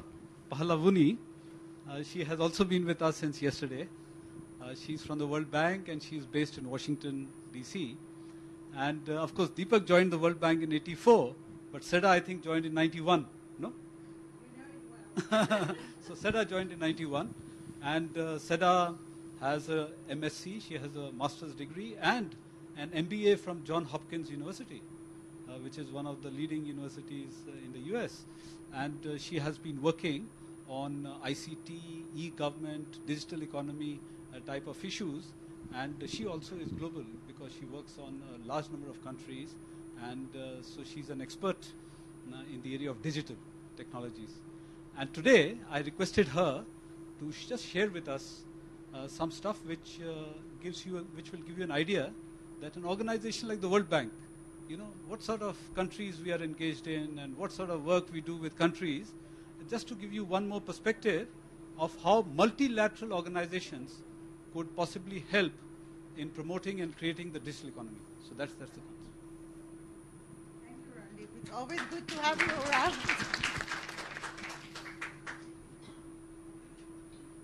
Swadika, it's always a pleasure to be in Thailand. Probably BKK is the best spot in the world. Which one? The right arrow, okay. So I'm Seda, working at the ICT unit of the World Bank, and quickly I just want to share some of the service offerings that we have and some of the engagements that we have with different countries. No. The right one.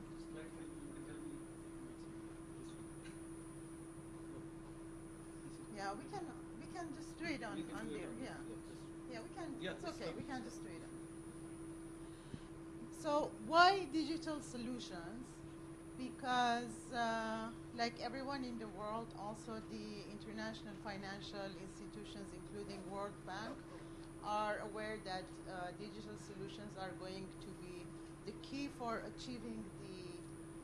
Sustainable Development Goals by 2030. However, most countries and also the institutions need a strategy and capacity to accelerate the digitization of the economies. The World Bank Group and the ICT unit is providing and also can provide assistance to accelerate this digital development, working with different countries, with different organizations within their context.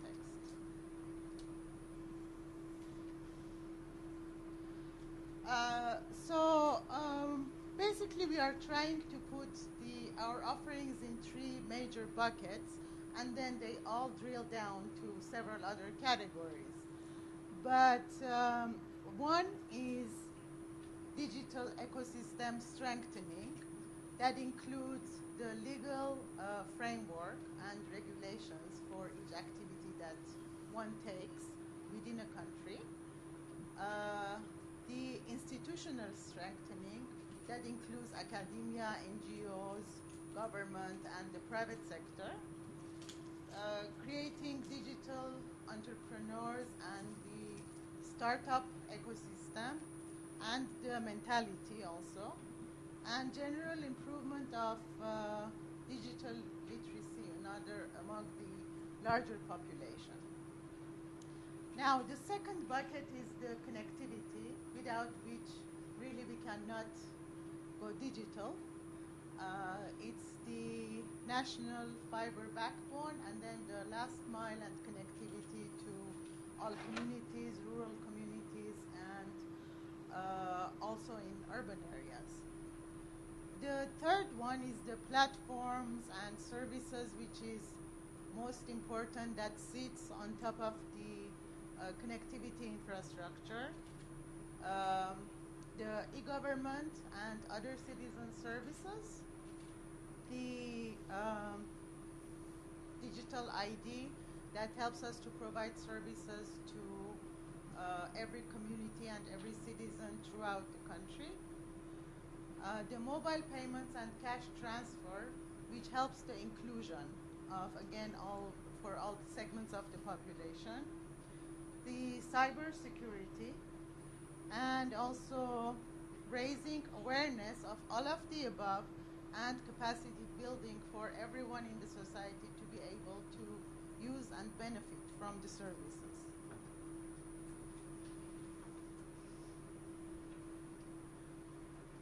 So I'm just going to share with you the digital development projects that we have, where and how we do it. And this is just an overview. If you have any questions about any of those specifically, I can provide, and the unit can provide with you the information later in more detail. So we work across 6 regions in the country, so it's good to bring experiences from one area to the other and learn from what worked best or what didn't work in any other area, and then apply to the context of any given country.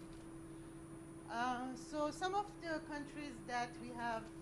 major digital projects right now are Myanmar, Bangladesh, Nepal, we had one, it's finished, India, Armenia, Georgia, Central Asia. Central Asia project is a regional one, and it's trying to work among the Central Asia regions in terms of connectivity and also services that they can share. And in Africa, we have currently Malawi, Kenya, and Somalia. So where are the projects located? They are physically in either urban areas, it can be extended to rural areas, or regional, or throughout the country, or for a specific community. But thematically, it can be sectoral, health, education, small and medium enterprises, agribusiness. We have 2 major projects in Africa right now dealing with agriculture, modernizing agriculture, power, tax, government payments, transportation, water supply and sanitation, and customs. The third one, I put it there in terms of regional projects because cross-border integration for trade and single digital market is becoming very important. And also it can be very important for the Mekong region. Also the same in terms of regional for climate-related alerts and how to deal with climate disasters. And the fourth one is basically funding mechanism we have the regular lending to the countries, which doesn't apply to Thailand because Thailand's level is much, much higher. But there are other funding mechanisms like RAS, Reimbursable Advisory Services, which we use in Russia and Mexico, other countries that their income level is similar to Thailand, and grants and externally funded outputs.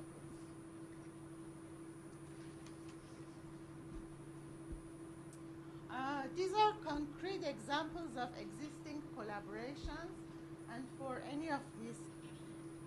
that you need information, we can provide it writing. There is a Russia digital economy.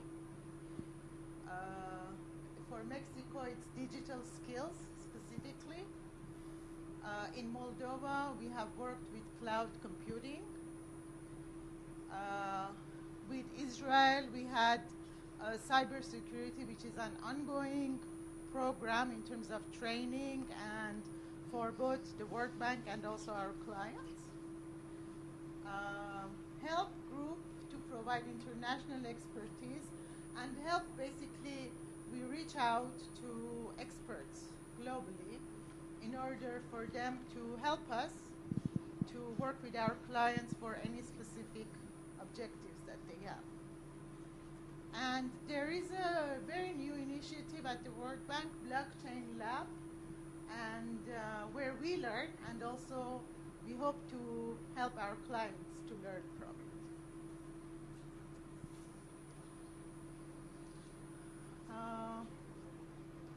So basically, these are examples of possible collaborations. We assist regulatory or ICT ministries or agencies in enhancing, integrating, depending on the need, implementing policies for developing the digital growth in the country.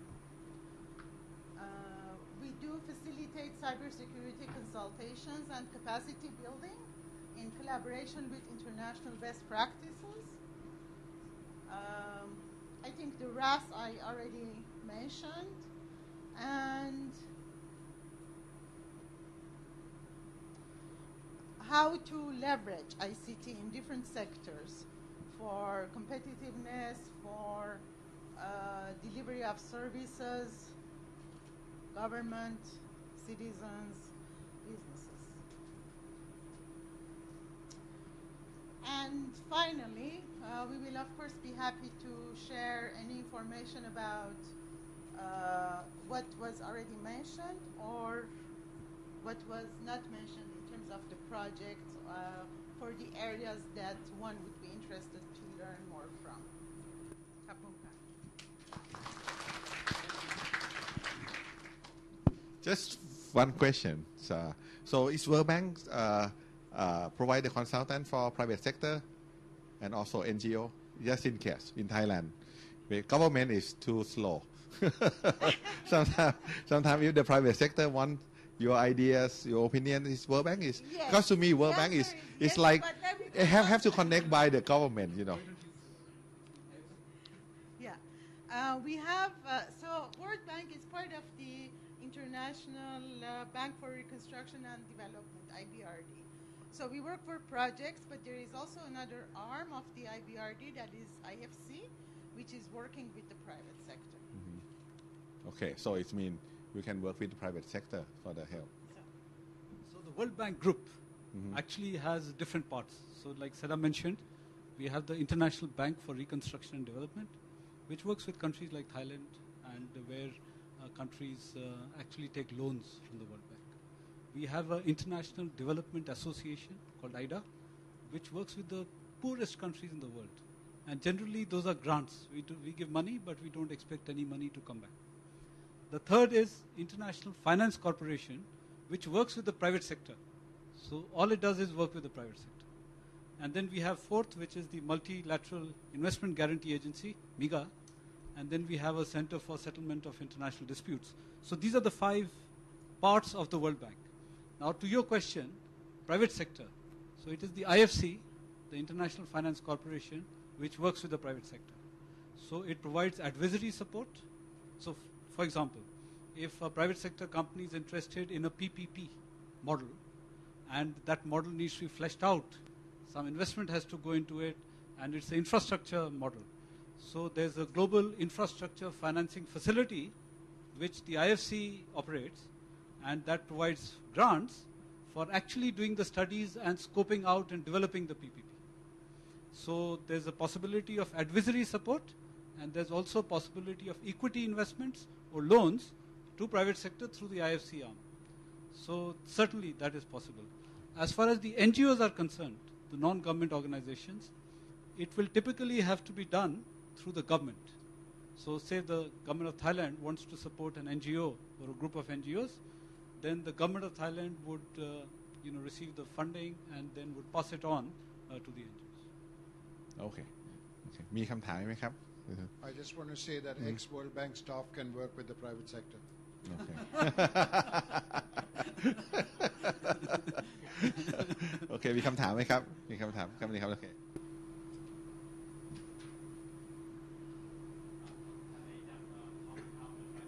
Yes.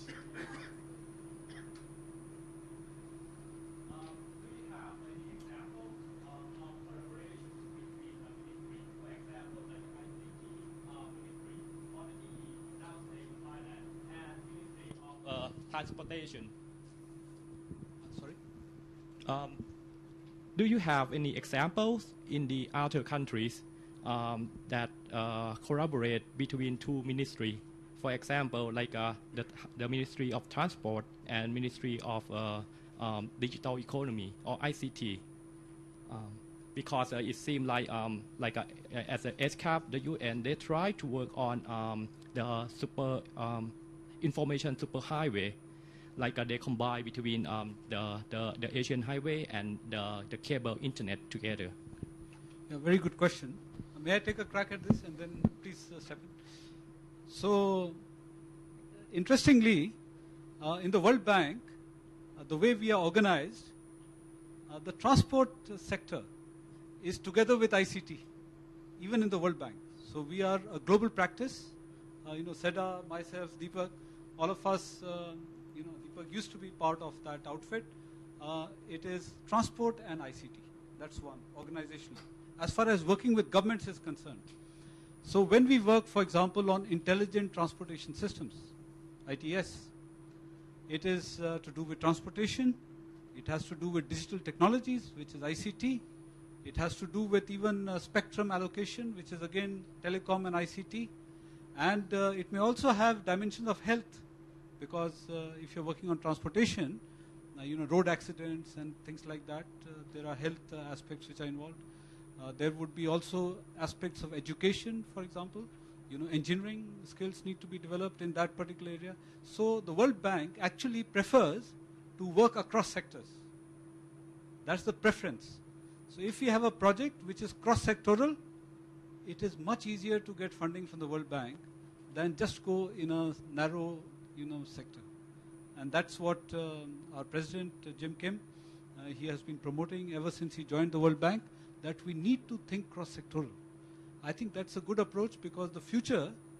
is, as I was mentioning yesterday, it is horizontal, it is not vertical. So we have to think across sectors when we design projects. So excellent question, and yes, certainly we work across sectors.